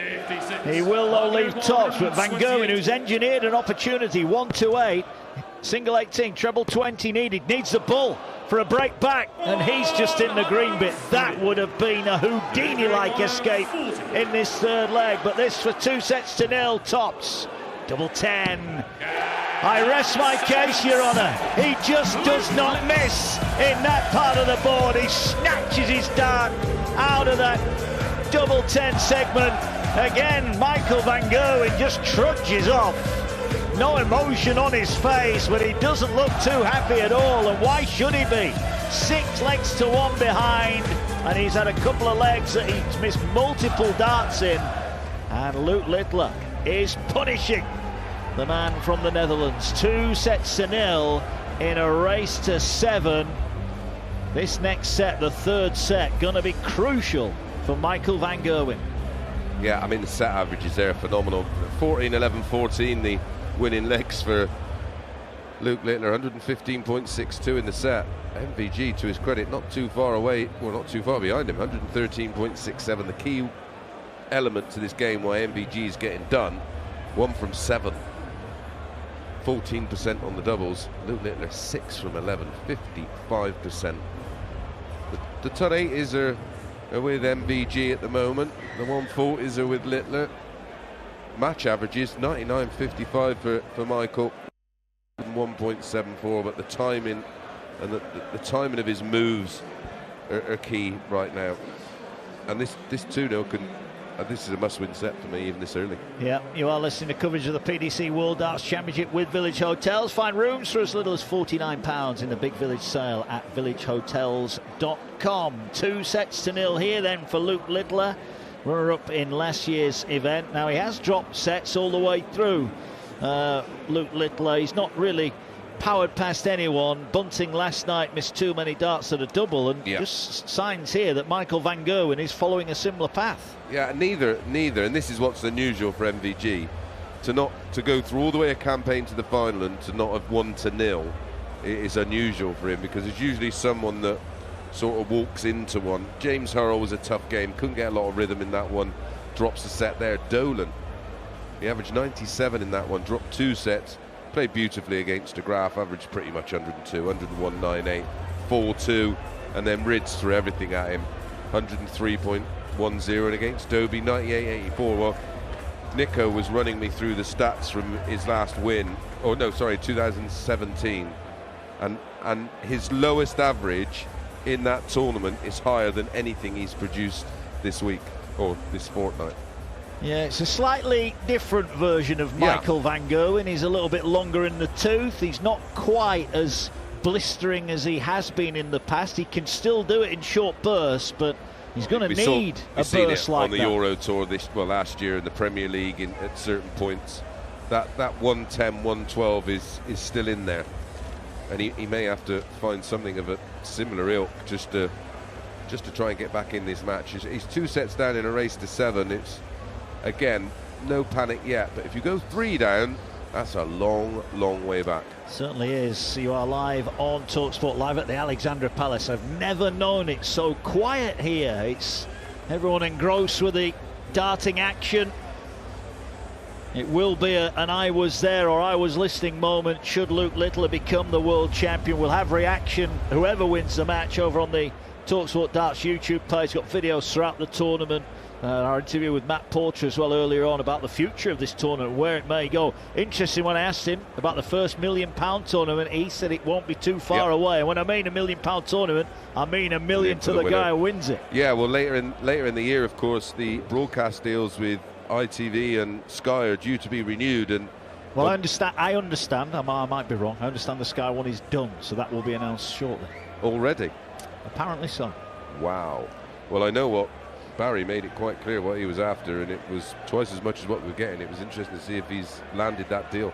Yeah, I think it was a bit more than that as well, I think. Yeah, well, hence why Matt Porter was almost adamant. Oh, it won't be long. Yeah, it won't be long. I think it's all but done, hopefully. And it'll secure the financial future of these guys. I mean, look, Luke Littler's earned over £1 million already. That's without any sponsorship, endorsements, and whatever else he's earned. Yeah, he's generational wealth for him, isn't it? How long he stays in the game, I don't know. He might take up golf when he's 25 and walk away. I was asked on the Sports Breakfast this morning about the impact he's having. More and more kids are going to want to play darts and beat Luke Littler. Well, more and more kids will be encouraged by their parents because it's now a career. It is. In my day, it was very much a hobbyist sport because there wasn't enough money to sustain being a pro, really. 2-0. Luke Littler leads. Van Gerwen has the throw. He'd had a bounce out in his opening visit, scored 80, only 43 from Littler. Scoring wise, it seems bizarre to say when Littler's averaging 100 and Van Gerwen 98.88, but it's not quite gone as we thought. Saying that, set 2, 14, 11 and 14 dart legs, so they're not hanging around either. No, it was a classy set. MVG on throw here. Needs to make a move. 140 takes him down to 185. Littler can't leave a finish on 358, and that's something he rarely does. He's not going to be far off a finish. 140 takes him down to 218, so he's just sort of keeping an eye on MVG, who's straight back in the red bit. Was it big 2 though there? Oh, wow. 60 with his first start, 3 with his next 2. He's down to 122. Now Littler's getting interested here because he's on 218. But he drifts into big 5. Just signs of a few bits of nervous tension. Hits the bullseye though on the back of that. 73. Look at that for thinking again. Needed the 54 ideally. 122 leaves 25, leaves 97. Interesting route to go, but again leaves 24. Not had a ton plus finish yet. No, we're not going to get one here because Littler can't take out the treble 20. He's taken out 45 with 2. He'll leave top. So Van Gerwen, who has missed 6 darts at a double already, needs double 12. And this time there's no hanging around. Mighty Michael Van Gerwen takes out the opening leg of set 3. 2-0 in a race to 7 here. You're live on talkSPORT. Mark Wilson with the former PDC star Chris Mason bringing you the action for the early part of this final. Another trebler start for Littler, which has left the door open for MVG to punish. 58 from Littler, 99 from MVG. Littler leads 2-0 if you're just joining us, but it's MVG a leg up. 2-1 for Littler, the number 4 seed here. Van Gerwen just above the treble bed. Now he's in it. Can he get a bedfellow? Not quite. He's had a couple of his darts have gone in quite awkwardly, haven't they? Yeah, they're not coming out of the hand as cleanly. It just seems to have gone off the boil here. Yeah, and you've commented on this a few times. You've done a few of his games in this tournament where he just has a leg where he looks ordinary. Yeah. Nothing ordinary about that. 2 treble 19s on cover, down to 168 on the Littler throw. Littler 266. Well, the treble 20's landed, but it's not gone into the board cleanly. He's left 170. Yeah, Van Gerwen on a non-finish. Is he going to be punished for that? 168 left, and he's in the red bit. Of course he is. Pick your double. 8 for top, so he's waiting on top for a break. Littler to hold, needs 170 here, and the big fish is on. Just can't find the second. Hits the bull anyway to leave top. So Van Gerwen here with a route back in. Needs tops, a click of the wire just north of the target, further away. Huge dart, and he's missed 3 more. And mighty Michael Van Gerwen cannot believe it. Littler has left tops here to hold throw and level up the 3rd set. He misses double 10. Ooh, now he's missed double 5. Almost a smirk as he collects his darts. Well, Michael Van Gerwen cannot continue to miss chances like that. He should be throwing here to win the 3rd set. All of a sudden, he's on the back foot again. And that's the vulnerabilities that have creeped into his game. He does that where it's something he never used to do. You know, listen, they're all human. They will miss doubles. He misses more doubles now in key moments than ever. And then he starts with a 57, which is just a... Well, it's just a hangover from that last leg. Missed 3 darts to win the opening leg of the match. Missed darts in leg 2 of the 2nd set and in leg 3 of that 2nd set. And he's missed 3 more here. And all of a sudden, he's in danger of being broken. He's on 310. Littler's down to 271. And Van Gerwen here is coming up dry. Last dart treble, not enough to get him to a finish. Watch this for being creative on 271. Treble 19. Bull. 101 leaves 170. Just clicks the wire. He keeps leaving the big fish. Will he reel it in? Well, he's probably going to have to go for it, although Van Gerwen's got to do his sums here. 60 scored, leaves 154. Littler first in at 170 then. Again, can't get the combination going, so 150 left. 2 darts in his hand. Finds a treble somehow. He's down to 70. Van Gerwen, this needs to go 154. Yeah, I know where I'd rather be on. It wouldn't be the 154, but there's one. Recovers, should go back up. 63. Wow, they're wild. 63 and 1, a treble 19 and a 6. He's in trouble here, Van Gerwen. He'll be in bigger trouble if tops goes here on the 70 combination. Back down for double 10. Ooh, now grazes the wire. That's twice. He's missed double 10. It is. 91 Van Gerwen might only get a go at the bull. Can he engineer that opportunity? No. Interestingly, on 74, he's gone for treble 20 for double 7. 2 10s for Luke Littler. And a break of throw, and this is in danger of becoming one-way traffic. Well, the averages in the set, 88 MVG, 89. I mean, the last set was 113 versus 115. 59. You just don't see either of them losing or winning sets to someone averaging in the 80s. But back comes MVG with a max, showing some resistance. He needs to break here, and he gets off to the perfect start. Littler opened up with 59, but back comes Littler. 140 for him. Van Gerwen's got to follow up with at least 2 trebles here. Treble 20.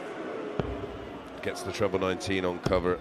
Down to 225. Littler, 140 is no good here. We'll start on 18s on 302. Gets 1 treble.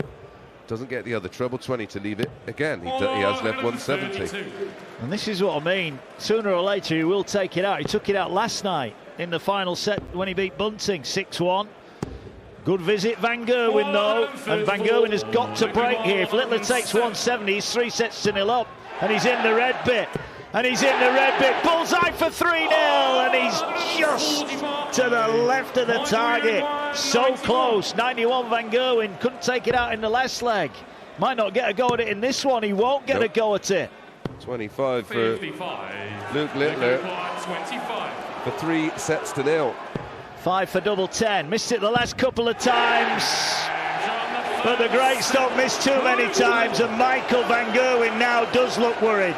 He's 3 sets to 0 down, and Luke Littler here is marching towards his first ever world title. Yes, there's a long way to go, but if you'd have offered him 3-0, he would have taken it a million out of a million. Yeah, that all stemmed from 3 missed darts at tops in leg 2 of that set, and he just never recovered.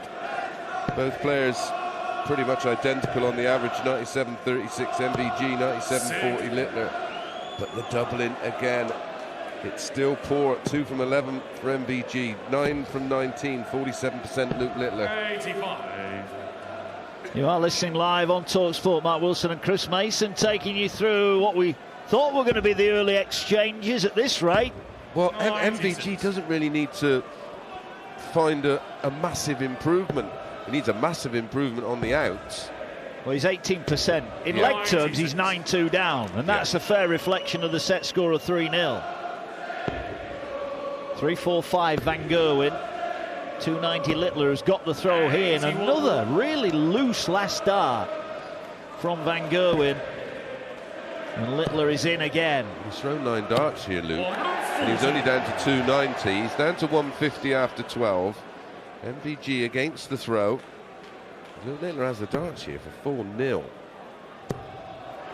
This is better. 140 to leave 124. Littler needs 150 to open up the 4-7. He's hit big 5, so the shot's not on. How low can he go? 80 scored to leave 70. Van Gerwen 1-2-4. Only 1 treble needed here. Single 20 leaves treble 18. He's hit treble 4. Wrong low side again. of the wire. 37. Everything's getting dragged low. Treble 10. Oh, ball for double 10. Hello. Is it now you'd have gone, Chris Mason? Not in a world final. Oh, I wouldn't have got the one, but no, not in a world final, that's for sure. That is outrageous. It is outrageous. Michael Van Gerwen is in danger here of being humiliated by a 17-year-old sporting sensation. I mean, if Littler's sort of, this is Littler's B/C game. If he all of a sudden just hits the afterburners and goes through the gears for a couple of sets, this could be all over.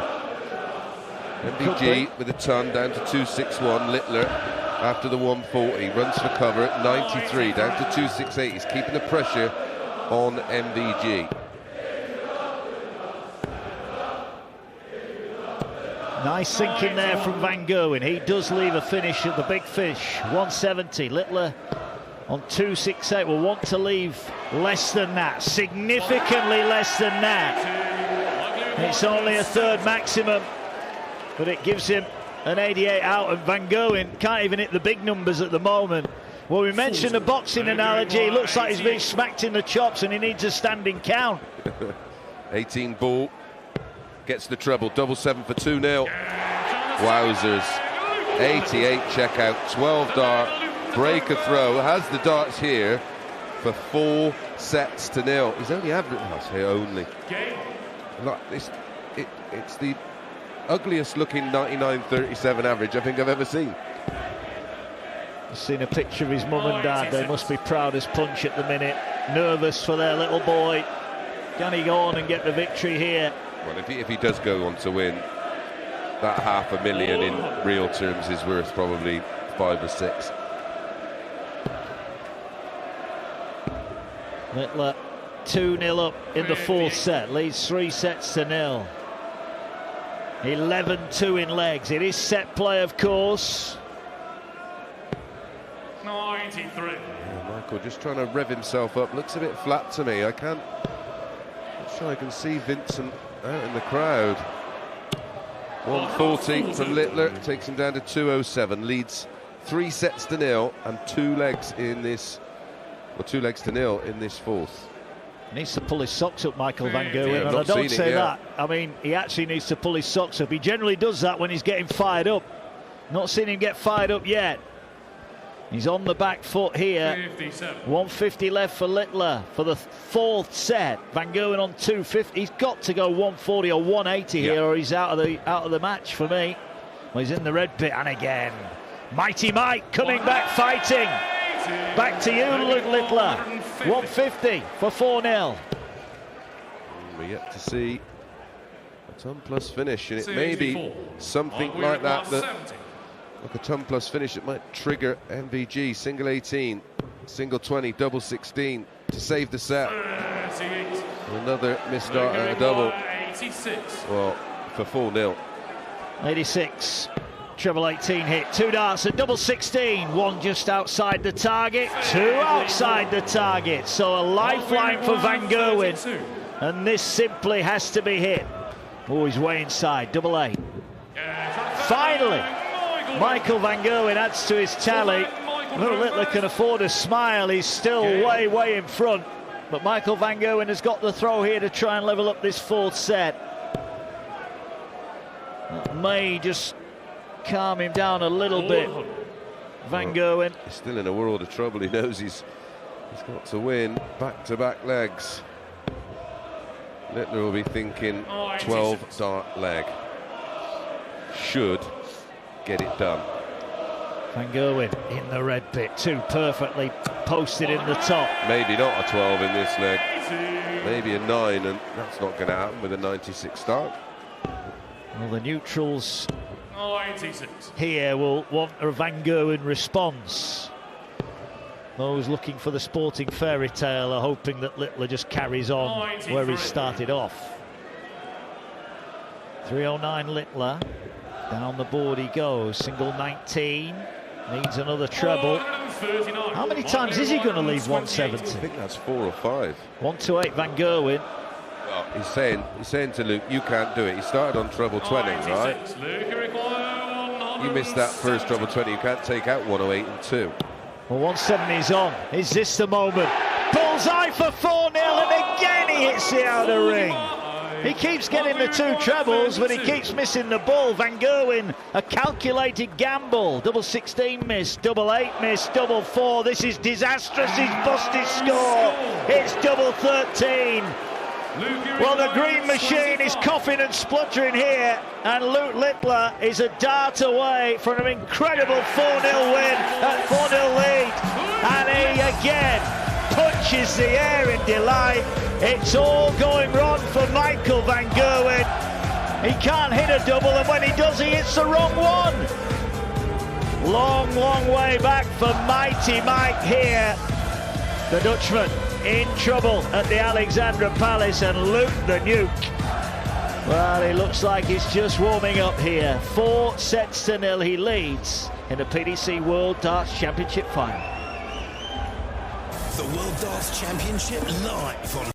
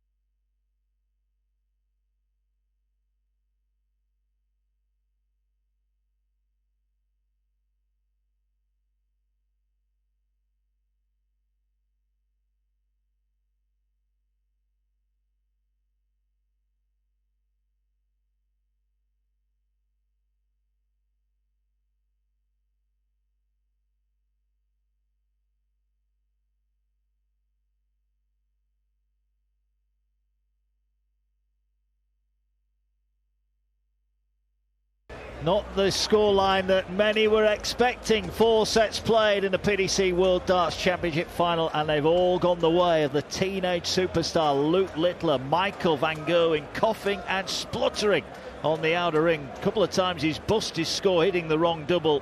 He's missed far too many, and we're now wondering here live on talkSPORT. Well, Phil Taylor 4 times has nilled an opponent in a world final. The last back in 2006, Peter Manley.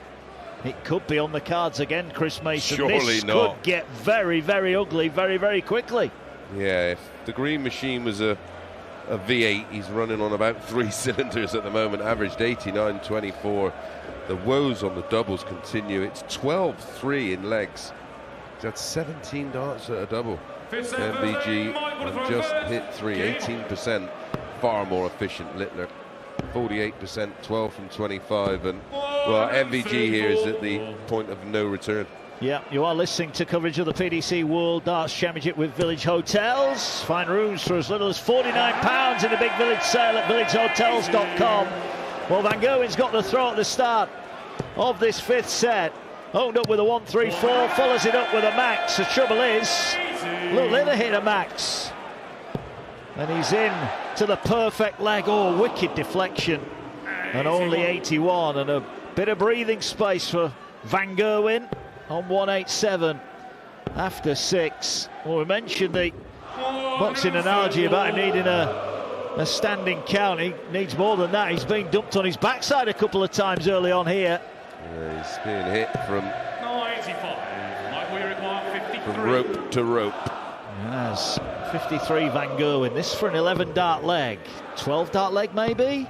No, more woe on the doubles for Van Gerwen, who's now 3 of 19, 16%. The 145 is on. Can't quite get the treble 15. He fancied it as well, and it was super close. So double 10. Littler's double. Yeah, can Van Gerwen get it? Not with the first dart. Oh, not with, that's a blocker, surely. Well, he's bounced off his own dart and gone in. I think that's maybe a fortuitous deflection. He does manage to hold his throw, and he's got a leg on the board. A little fortunate there, that's for sure, because the first 2 darts blocked it. He just crashed it into them. It went left and skewed down into the bottom corner of the double. I don't think he knew anything about that. Only 59. The starting legs for Littler has not been great in this match. Well, Van Gerwen, though, doesn't punish him. And now Littler is setting about the treble 20. Sports Bar Weekender to come tonight. Adam Catterall and Carlton Cole. They might have been resting up, thinking, oh, we'll get a late start to the Sports Bar Weekender. They might be on earlier than they thought. Well, the way it's been going, could only be 3 more sets in it. Well, 2 and a bit. Possibly. 302 Littler with single 18, single 1, then treble 18. Way off at the moment, Littler. I know he's winning. He's averaging 98 and he's 4-0 up. But honestly, if he just finds a bit of a purple patch and starts to really express himself, he can run off legs at a ridiculous rate. He can. This is in danger of getting away from Van Gerwen. Didn't do a lot of his media obligations. I wonder if that was down to he was afternoon. feeling it. You know, there was 2 ways to look at it. Either he was just trying to play mind games, or he just didn't want that moment in the spotlight before playing. 130 for Littler. Oh, he's hit treble 10 to leave tops, and it's a 130 out. The first ton plus finish of this finally levels up the 5th set, and Van Gerwen so once again going to be scrutinised here, but the 3-time former champ opens up with a 140. Yeah, fabulous start to the leg, fabulous finish as well. Didn't need to go the 20 ball route because MVG was back on 196, a ton from Littler. If you're just joining us, Littler 4-0 up, and it's 1-1 in set 5. And it's a race to 7. Only 44. Van Gerwen opens up the door for the nuke. Ian Danter and Paul Nicholson take over after this set. I'm not sure how much they'll have left to do. Yeah, they'll be chomping at the bit. It's one of those things you're never quite sure. It's live sport. How's it going to go? Well, it's certainly not going the way Michael Van Gerwen envisaged. 140, he's not on a finish, down to 178. A max for Littler will put him on a finish. Well, there's one treble, there's another. Plenty of room. Down to 164. Pressure is mounting. Single 18 for MVG. Oh, great treble 20. Needs another. Leaves 80. This could be a hammer blow. Can't find the first treble. Needs to find a treble. Goes for the outer bull. Leaves 101. Van Gerwen to hold throw and go 2-1 up in the 5th set. Needs 80. He's hit the treble, so it's 2 10s. Width of a wire away. Couldn't have been any closer. I know what MVG would put in room 101 right now. It'd be Littler. with a double padlock on the door just in case. Match day, game day live, tomorrow, 12:30 start. Football from the Premier League, exclusively live on talkSPORT. Tottenham against Newcastle, who are flying at the moment. Tough game that for Ange Postecoglou's side, and Blackburn-Burnley on talkSPORT 2, your home of the EFL, 12:30 as well. You've got the talkSPORT app, you'll not miss any of it. All Littler wants to do here is just take it to a deciding leg and see if he can force an error out of Michael. Well, he might not have to force one, because Van Gerwen has been making more than enough. 2-2-7 Littler. Van Gerwen on 2-6-5. Fourth leg of the fifth set. 4-0 Luke Littler leads. 57. Well, he's left 170 again, and he's threatened it a number of times.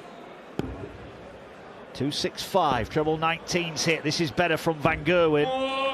1-3-3 leaves 1-3-2. Yeah, that's okay. Is he going to eventually? No. I was going to say, is he eventually going to hit the 170? But comes for cover. 2 treble 19s leaves 36. So the 1-3-2 Gotta go.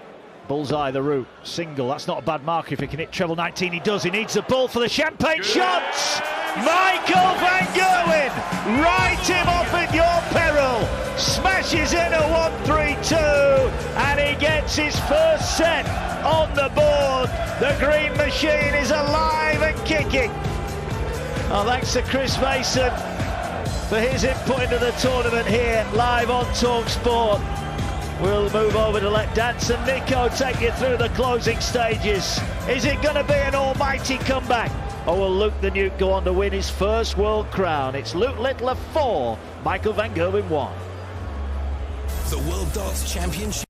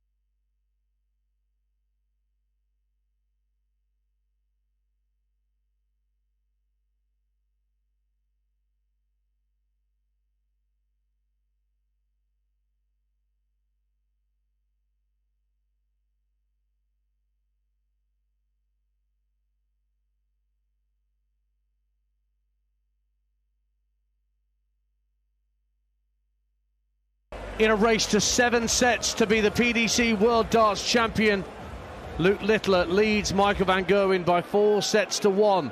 But that one has just come into possession of Michael Van Gerwen. He's prevented a whitewash that has happened on that stage before at Ali Pali. Ian Danter and Paul Nicholson back with you on talkSPORT. and on the talkSPORT Darts YouTube channel. And Van Gerwen averaged 7 points less than his opponent in that last set, but still got the job done, Nico. Yeah, timing was much better in that set, as were the doubles, which have been a bit of a problem for Michael. He's only 6 from 25 to 24%, whereas Littler 13 from 26 at 50%. And that double 10, he's only missed it once, I think, in the entire match. It really is quite impressive how he hits that 4 o'clock double. But Van Gerwen needed that. Just to get a set on the board is a victory in itself, because the erratic nature of the first 5 sets for Michael, it now can be something he can bridge. Being 4 sets behind is something he's never had in a world final, but he has twice been 4-0 up, so he knows what it looks like and what it feels like from the other side of the coin. Well, Kurt Bevins refereed the first few sets. Hugh Ware from South Wales is now your referee. And Scott Gibling's up there scoring on the right-hand side. And Daniela, no, you can pronounce the surname far better than I can. Yeah, it's Daniela Bata-Bogdanov. She is the first female official in a PDC World Championship final. Making history is Daniela, and it might be history for Littler tonight, who starts set 6 with a max. He's got the darts then in the even-numbered sets.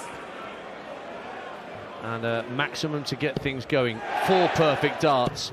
5 perfect darts. The 9-darter is on for 17-year-old Luke Littler. Stand by for action. Sounds like Stingray. Well, here we go for a 9 in the final. 1-4-1. Gets a treble 1. We've only had 2 9-darters in World Championship finals.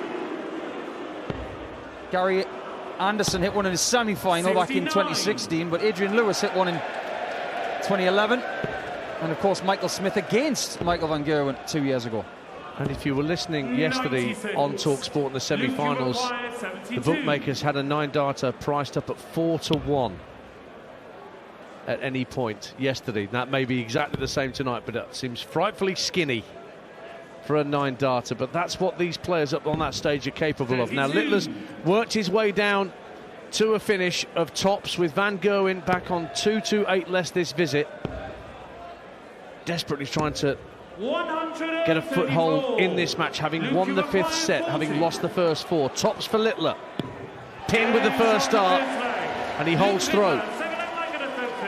Well, Michael's done a decent job of scoring in this final, but it's just too erratic.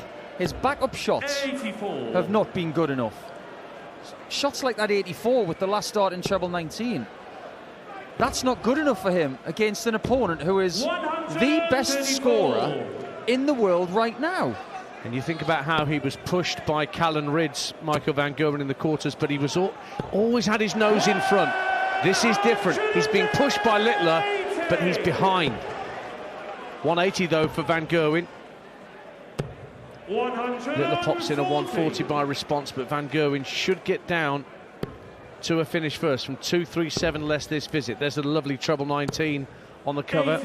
Treble 1 spoils the visit a little, but he is down to a finish of 157, Paul Nicholson. In the 2 rounds before this, Michael was throwing darts and he was making it look easy again.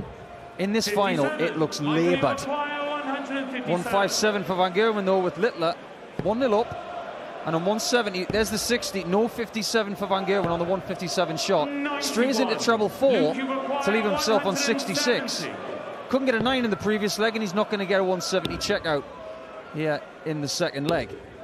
He's missed a 170 checkout tonight. We've only got 1 ton plus checkout apiece so far. A 130 for Littler, a 132 for Van Gerwen. He wants double 18, does Van Gerwen, to level up, but he misses out. So here's a chance for a ton plus checkout for Luke. 106 required. He's going to go downstairs for this as well.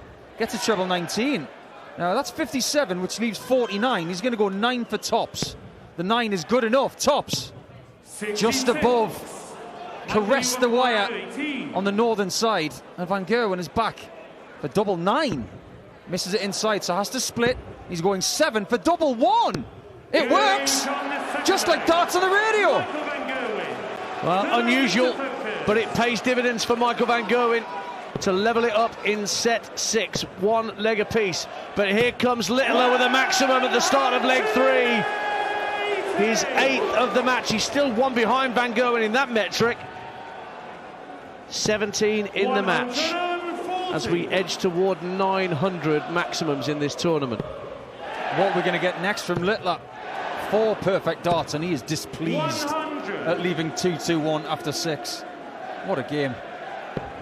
What a performance in this tournament from Littler, who is a firm favourite to win from this position. Van Gerwen does not have the darts in this 6th set, and that winning of the bull a little bit earlier tonight, it seems like a distant memory.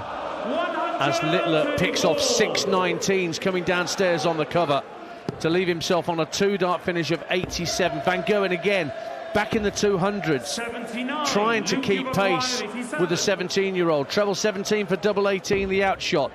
He's gone treble 19 for double 15, or 10 for double 10. Oh, it's exhibition stuff from Luke Littler. Didn't go for the double 15, he just laid it up for 10 double 10. Leads 2-1 in set 6. Brilliant darts. He seriously despises double 18. So much so that if he's on 36, he'll go 16 double 10. What's he up to now at 2-1 up? 140. He's doing things that nobody's ever done before. Treble 19, 10 double 10. It is a conscious play. It feels like an NFL trick play, but he's playing to his strengths.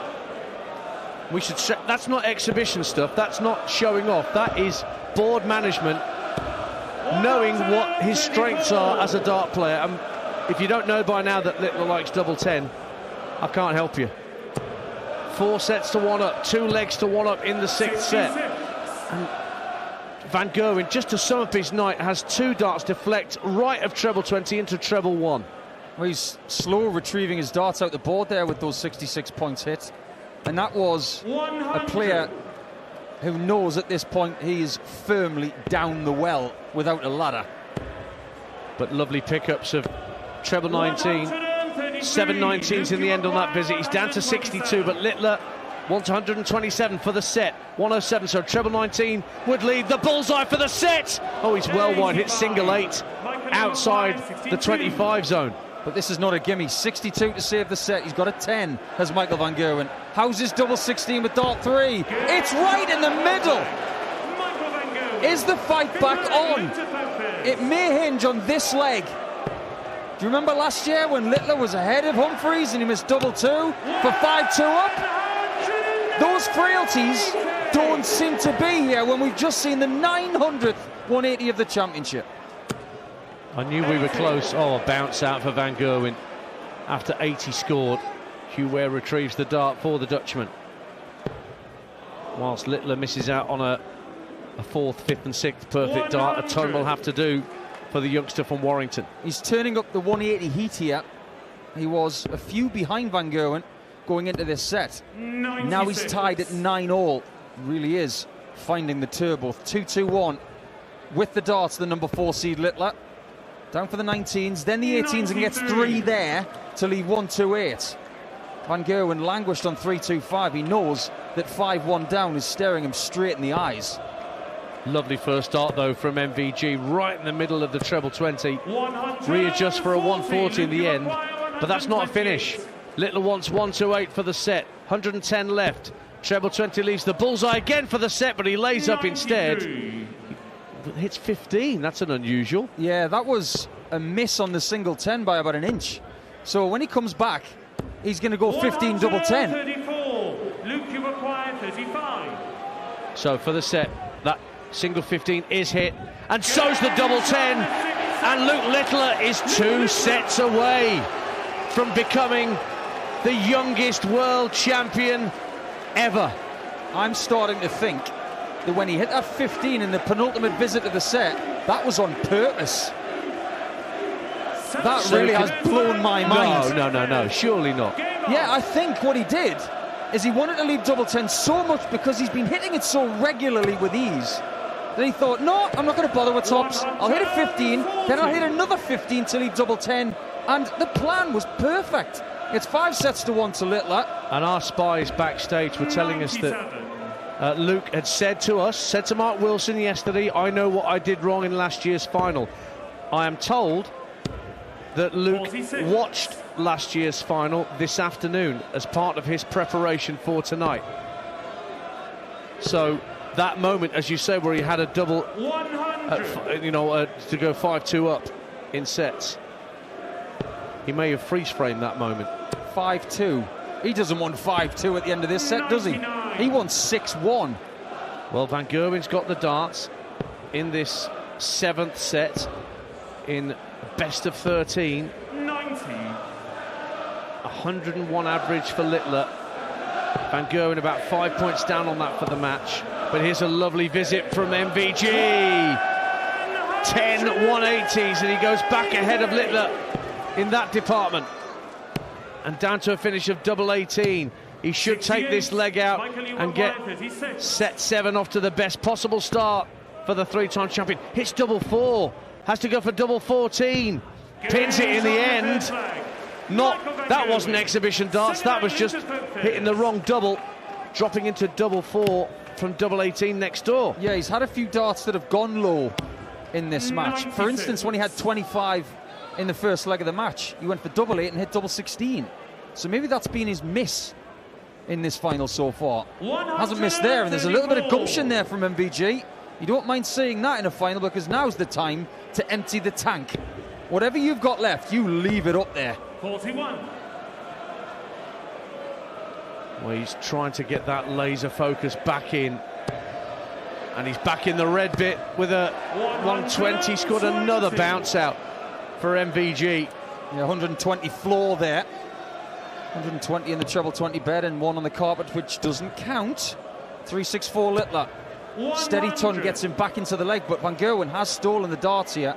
This is very much a winnable set situation if he can just keep his foot on the pedal. Oh, treble 3 doesn't help him, but a good recovery into treble 19 with that last dart, MVG. So he's down to a finish of 161. Littler trying to come down from 264. 140. We heard it called there by Hugh, where he's down to 124. But Van Gerwen won't get a look at 161 here. Can he put a big hole in it and get down to a 2-dart finish? Well, he's down to 100, which is a 2-dart kill. Yeah, that's good thinking from Michael to leave 100. Littler on 124, small 20, followed by treble 18. Bullseye this time is found. So much for losing his throw mid-leg. He's just got it back. It's 1-1 in set number 7. Back comes Van Gerwen with a 140 start.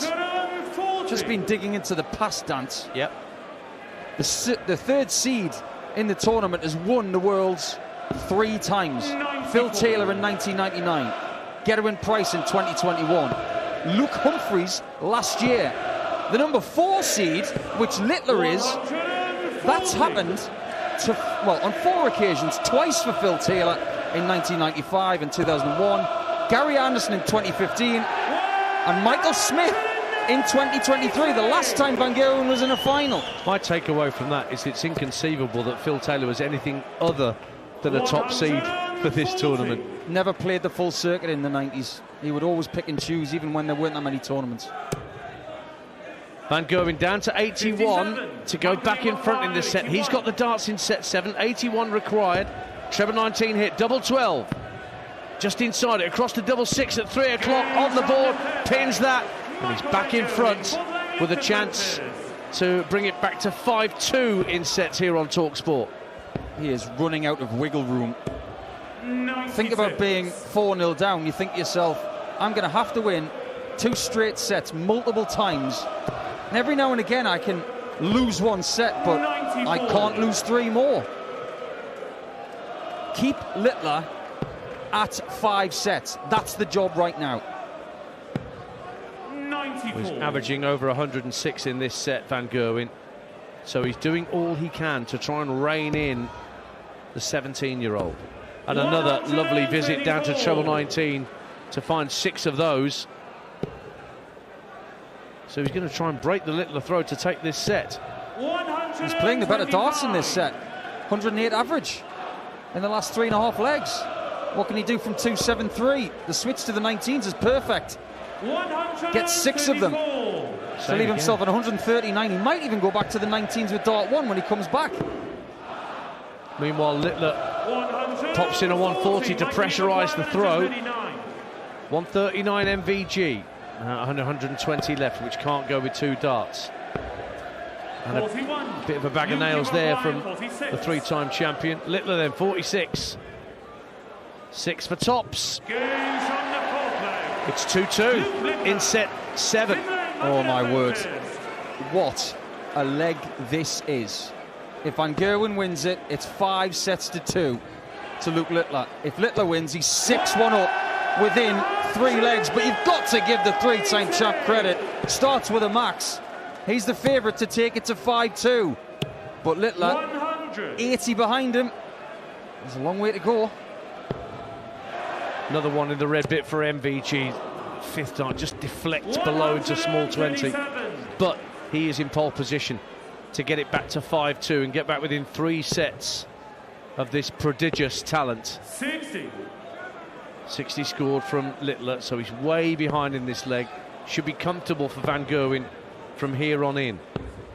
Looking for the treble 19, but it doesn't oblige this time.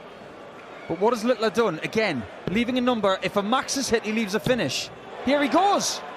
He's done it again. This is what he does. He always gives himself a chance. 161 left, Van Gerwen and 142. Treble 20 first order of business. Can't hit that, so goes down to the 19s to lay up for a 2-dart finish. Nicely done, 102, leaving him on tops. 161 Littler, it can't, can it? Well, no, it can't with a small 20. But as Paul Nicholson said, he gave himself that chance, that little inkling, a moment where he could have done it. Van Gerwen for the sets, pins double top, and he is back within 3 sets of Luke Littler. It's a race to 7 to win the PDC World Darts Championship, and it is Luke Littler 5, Michael Van Gerwen 2. Stick with us for more darts on the radio here at Ali Pally. talkSPORT, Friday night, it's the place to be. Championship live on talkSPORT with Village Ho Ho Hotels. Rooms from as little as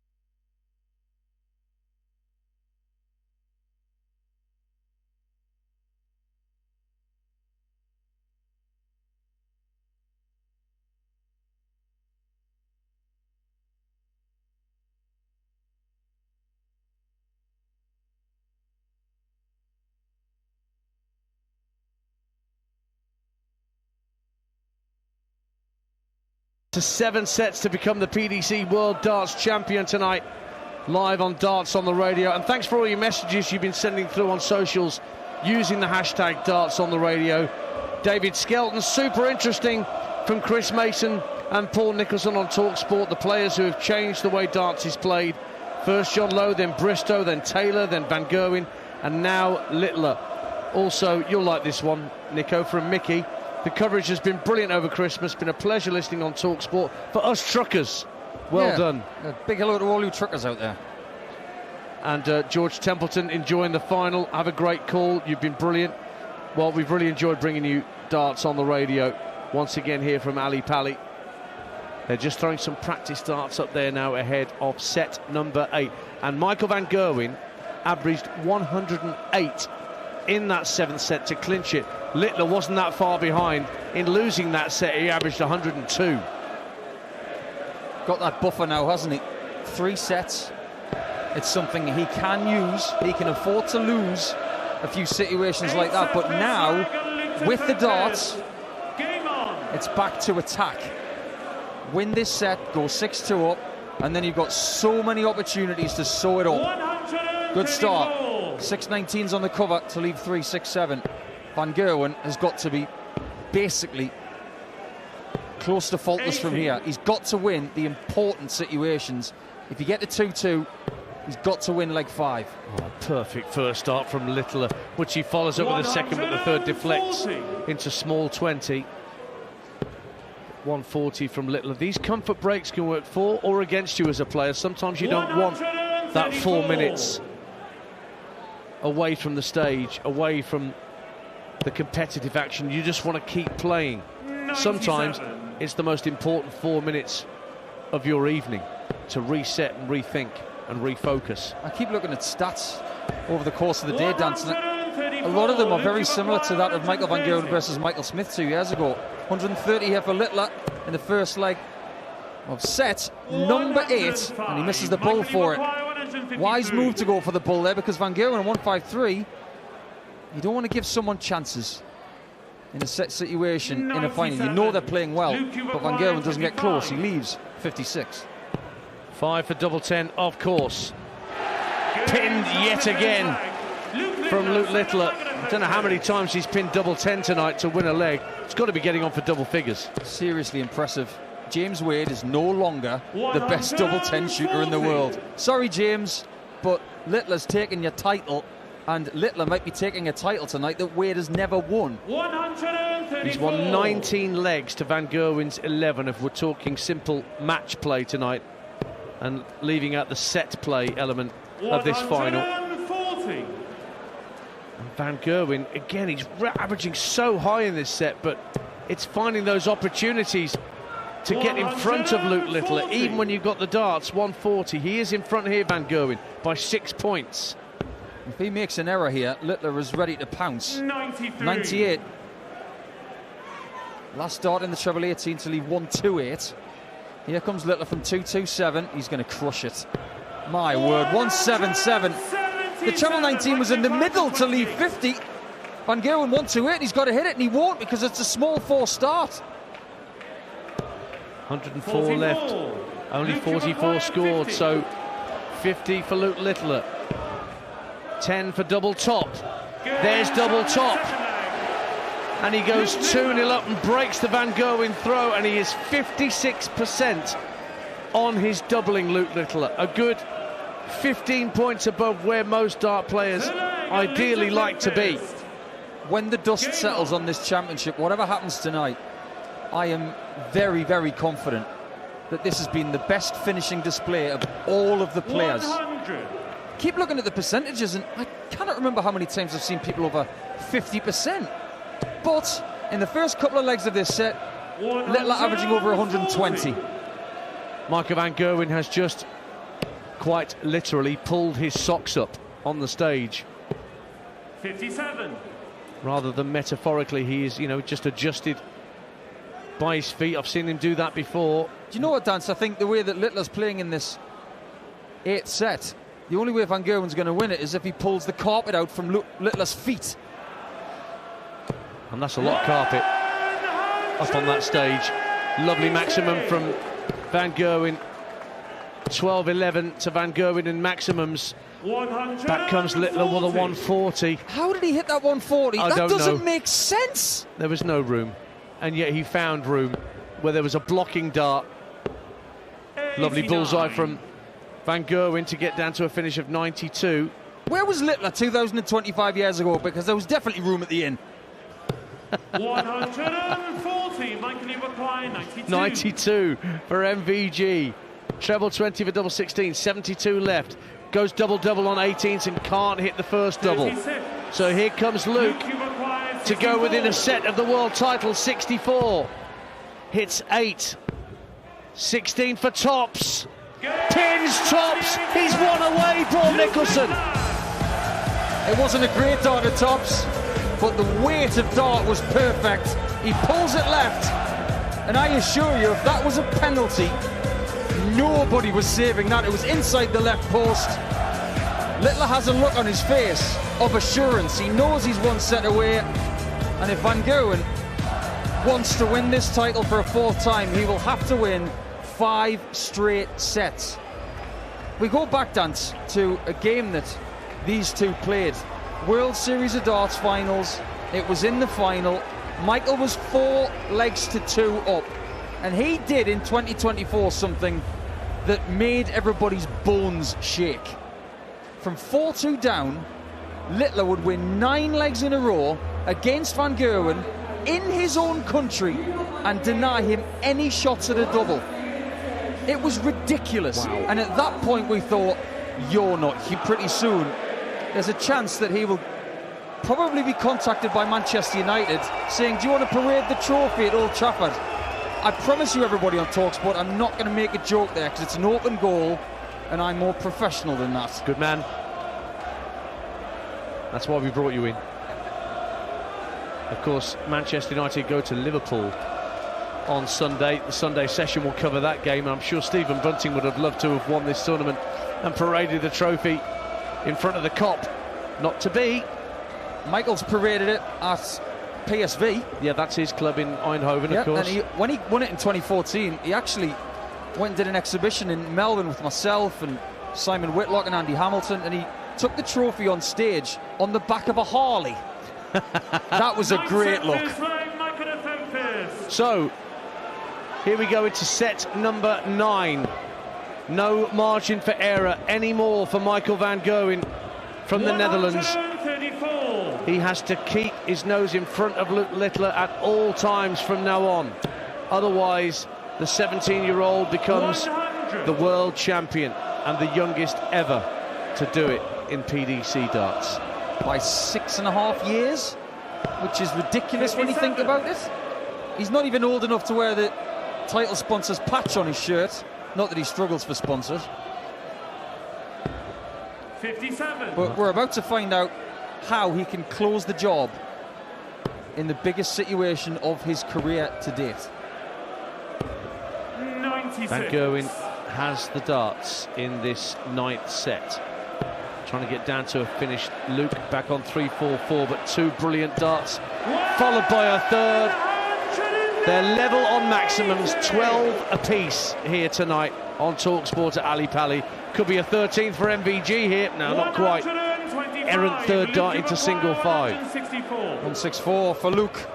60 found, 54 found, bullseye for 1-0. Weight of dart was perfect. It was just on the right-hand side of the circle in the 25, and Van Gerwen on 89 needs to hit things like this, and he might. 57 hit. There's the 32. The thing about set play is it gives you a chance to chip away. Just win best of 5 leg matches as they happen. You don't win 5 sets in a row. You win 3 legs at a time out of 5. That's how you do it. Yeah, you could be 1 double away from victory, and then suddenly you find yourself 1,503 points away from victory. We've seen in this championship people 3-0 up, and then it's 3-3. And the way we saw it with Cullen and Price is that Cullen won 3 consecutive sets by 3 legs to 1, and that ensures that the person who is in front for those first 3 sets does not get a match opportunity. So into leg 2 of set 9, 6-2 to Littler. He only needs one more set to be crowned world champion. 92. Only 92 for Littler on his throw on this leg, but Van Gerwen's back on 3-4-3 to Littler's 2-1-3. 96. And doesn't quite get in touch with his opponent with that visit. Shouldn't have been on 3-4-3, Dance. No. Hit a maximum, you don't even finish. He's making the calculating errors. Littler isn't. He hits a 140 to leave 73. He's 1-0 down in set number 9, but 6 sets to 2 up on talkSPORT. 73 points 93. To be within 2 legs of the title. 73. Treble 19, double 8. Well, no, he's actually going treble 11. 62 left. Oh, he's hit single 9 rather than the 12. He will do anything to leave tops and 10s. 33. Now that, as a board management tactic, it didn't work. It didn't make sense, but he just does things his own way. 1-5-4 for Van Gerwen's not going to go. And Littler does come back for tops. So to level it up in set 9. Double top for Luke Littler. Settles on the hockey and pins it with one dart. I'm looking for body language, Paul Nicholson. I'm looking for signs from either player. And in fairness to both gentlemen, they are not giving much away up there. No, they're not. But Van Gerwen's taking 180 away with the 25th maximum of the final. He's actually leading Littler in the 180 stack here. Nobody predicted that. I think I just saw the Ali Pali Wasp make its way in between the two players. Someone's going to have to go up there with a net and catch that guy. Never has a ticket. No. Ever. Even on a night like tonight. Same Wasp every year, honestly. Van Gerwen. That Wasp is going to have its own podcast someday. I'll be listening. We'll be recording our final episode of the Aces and Arrows podcast for these championships early next week. You'll find that on the talkSPORT YouTube channel as we review what's gone on over the past 15, 16 days. Van Gerwen wanting double 16. No, he hit 14 instead of 9. He's not able to take this out. 50. But Littler's back on 2-5-1, so it matters little. Van Gerwen has the darts in this set, and that's why Littler's not panicking. There might be a portion of his head thinking, 91. yeah, if I get a chance in this set, I'll see if I can take it out. But no fear, I can always take it in the next one. And Van Gerwen hitting double 8 takes a 2-1 lead in set number 9. And again, he's averaging well, Van Gerwen, 105 for his 3-dart average in this set. Littler not quite on his shoulder with an average of 96 so far. Well, let's get it right. Michael is not playing poorly. He's averaging nearly 100 in this game. He's got 13 maximums, which is more than Littler. It's the doubling. He's only 35%, where Luke is 56.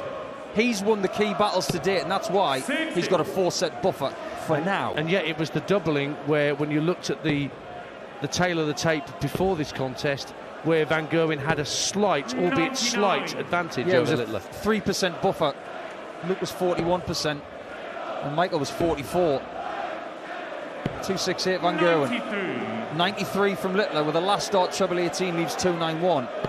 Michael's got a great chance here of being just 3 behind. 96. With the 3-1 set, which is what Nico was just talking about with Joe Cullen the other day against Gerwin Price. But here comes Littler from 2-9-1. Oh, the first start was perfect, but he couldn't follow it up. Just a ton scored, so he's not on a finish. Neither is Van Gerwen, however, on 172. He's not on 172 anymore. 60. Then twice. Gets a treble 1 in the middle, which leaves 49 and options. He can leave whatever double he wants, but he better get a hit. It's 2 treble 19 and a treble 3 for Littler to leave 68. Van Gerwen 49 for the set. 17 for double 16, and he takes that 9th set, and he's back within 3, creeping up on Luke Littler with a 106.29 average in that 9th set. But now Littler has the darts as we start set 10 on talkSPORT. Is this the set where we hear the call from ourselves saying he's got a dart to be world champion? A lot of people will think so because he's got the throw and he's got a 1-2-3 there. That last start came out a little bit sideways. But he's still on 285, 120 ahead of Van Gerwen. MVG coming down to treble 19 and picking off 6 of those very nicely indeed. Just have a slight advantage after 6 darts, but Littler coming down to 19s himself. Well, we had 14 and 13 dart wins in that 9th set from Van Gerwen, and again he picks off 6 treble 19s to leave himself on a finish of 137. He's going to get a look at that before Littler gets a look at a finish. Where would you rather be? On 137 at the hockey or on 48 waiting? 57 hit for Van Gerwen. Doesn't get the first tops, he's just underneath. So all he can do is leave 40 points. Littler's going to go 8 for tops to lead set 10. Underneath, double 10 surely. It's so good in the 4 o'clock position. There may never have been someone as good at double 10 as Luke Littler. It has been his best friend all night. 96. And he is changing that narrative away from James Wade. Sorry, Machine, but we talk about Ryan Joyce being the king of 16s. And you look at Mensah Suljovic on 14. You know, you look all around the board, there's doubles that suit certain players. He loves double 10 so much, he's got a picture of it in his wallet. And he's trying to come down from 3-6-7 against the throw to pressurise Van Gerwen, having held throw in that first leg in this set that could net him the World Championship. Let's not forget, if you're just tuning into darts on the radio, Littler's 6-3 up. It's a race to 7 sets to be crowned champion. And he's at the treble 19s again. He's picked up a 171. He's speeding up, Dance. 1.5 legs in. The average is very high. 117.5. 62 for a 2-0 lead in set 10. He's going to go 42, doesn't get it, small 14, so 8 for tops for 2-0. It's there in the middle. One more leg for Luke Littler to have on his resume World Junior Champion twice, World Youth Champion, a title that Van Gerwen never won, and World Champion. And that is something that will never be taken away from him. They talk about the money. Luke Humphries said last year, 500 grand. That can disappear. World champion, that lasts forever. And the winner goes to number 2 in the world behind Humphries. And it's looking increasingly like it's going to be the young Englishman. But Van Gerwen's not done yet. But here's Littler from 3-6-5. Just pinning a standard ton. The number 4 seed edging down towards the finish. But Van Gerwen looking for a maximum. Oh, 140, the third dart really deflected sharply down into small 20. Littler from 2-6-5, starting on the 19s. Is he going to pick up 9 of those? No, only 7 19s from that visit. It looked like 9 for a moment. Well, 132 is actually Michael Van Gerwen's favourite finish, which he's hit in this final, but it would win Littler the title. He goes for the bull and gets it. Second dart, gets the bull again for the title! That would have been unbelievable, but now Van Gerwen needs 1-2-1 to stay alive. Hits 25, then goes for treble 20 and misses. So Littler's back in. He's missed 1 match dart at double 16. Now he's got 3 in hand, way outside. But pins it with dart number 2! And the new world champion, Luke Littler, at just 17 years of age, can barely believe what he's just done. The youngest world champion in PDC darts history by a street. And he's beaten Michael Van Gerwen, the 3-time world champion, by 7 sets to 3. And you sense that this is only the start of something truly, truly special for this young man from Warrington. What an extraordinary performance. And he's still up on there trying to contemplate. Wow, wow, he's saying to himself, tears in his eyes. Paul Nicholson. What a moment for darts, what a moment for Luke Littler. He played to type He averaged 102 and change. He was outgunned in the maximums, but he won the moments. He almost won the title with a 1-3-2 on double 16 after 2 balls. And now the question is, can he lift the trophy? It's very, very heavy, I'm told. Van Gerwen, I think, will be very philosophical, knowing that he was the second best player on the stage here tonight. But Littler has found his first. It's easy for us to sit here, dance, and say it's the first of many.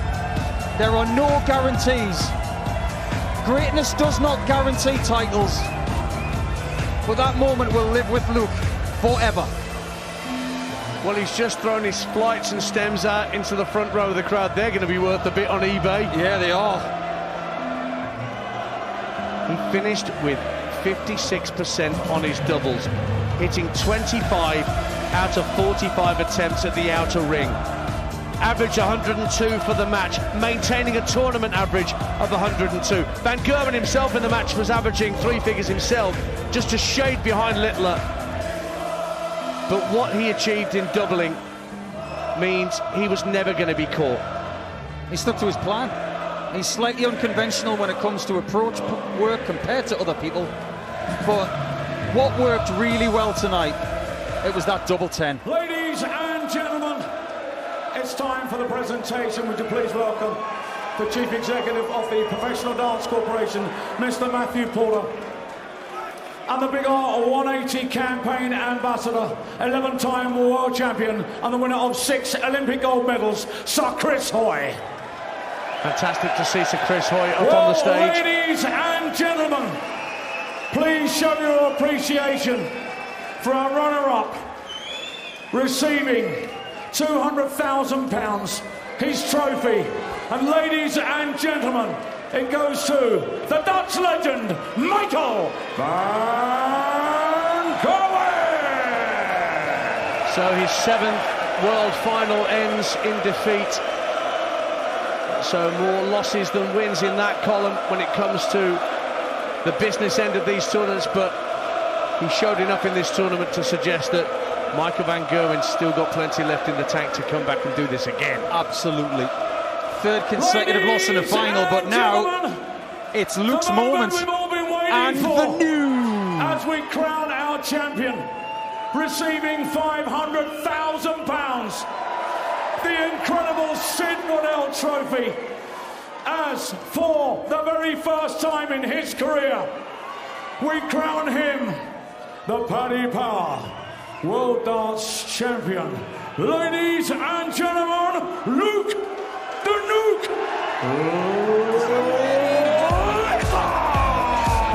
gets an affectionate pat on the back of the head from his opponent. Hugs Chris Hoy, who hands him the giant Sid Waddell Trophy. Can he thrust it to the sky? Luke Littler teases us all. You bet he can! As the ticker tape goes off, the pyrotechnics launch into the air.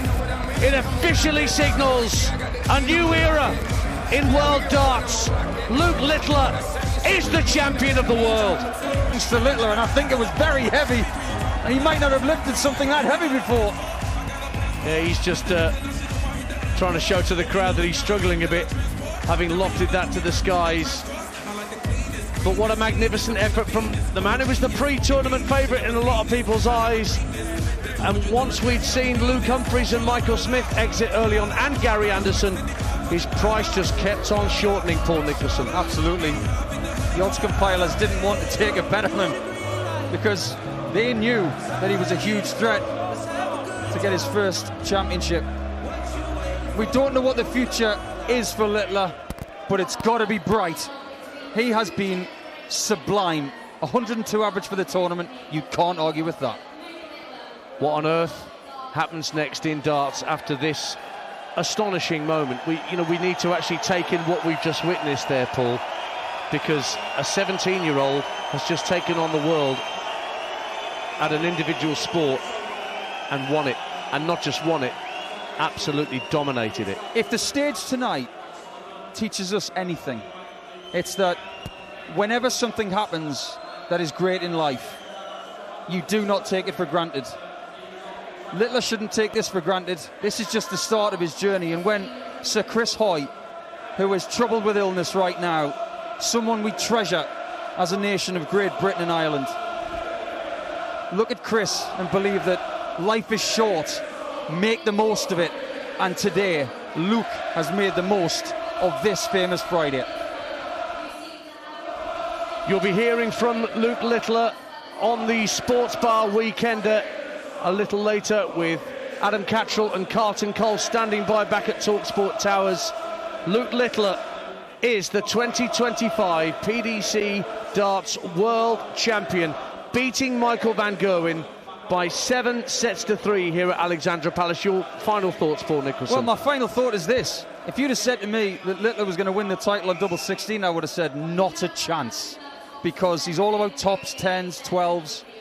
Double 16 is the most popular double hit to win a PDC World Championship, and it's happened again for the man known as the new champ, Luke Littler. Well, what a fortnight or so we've had here in North London.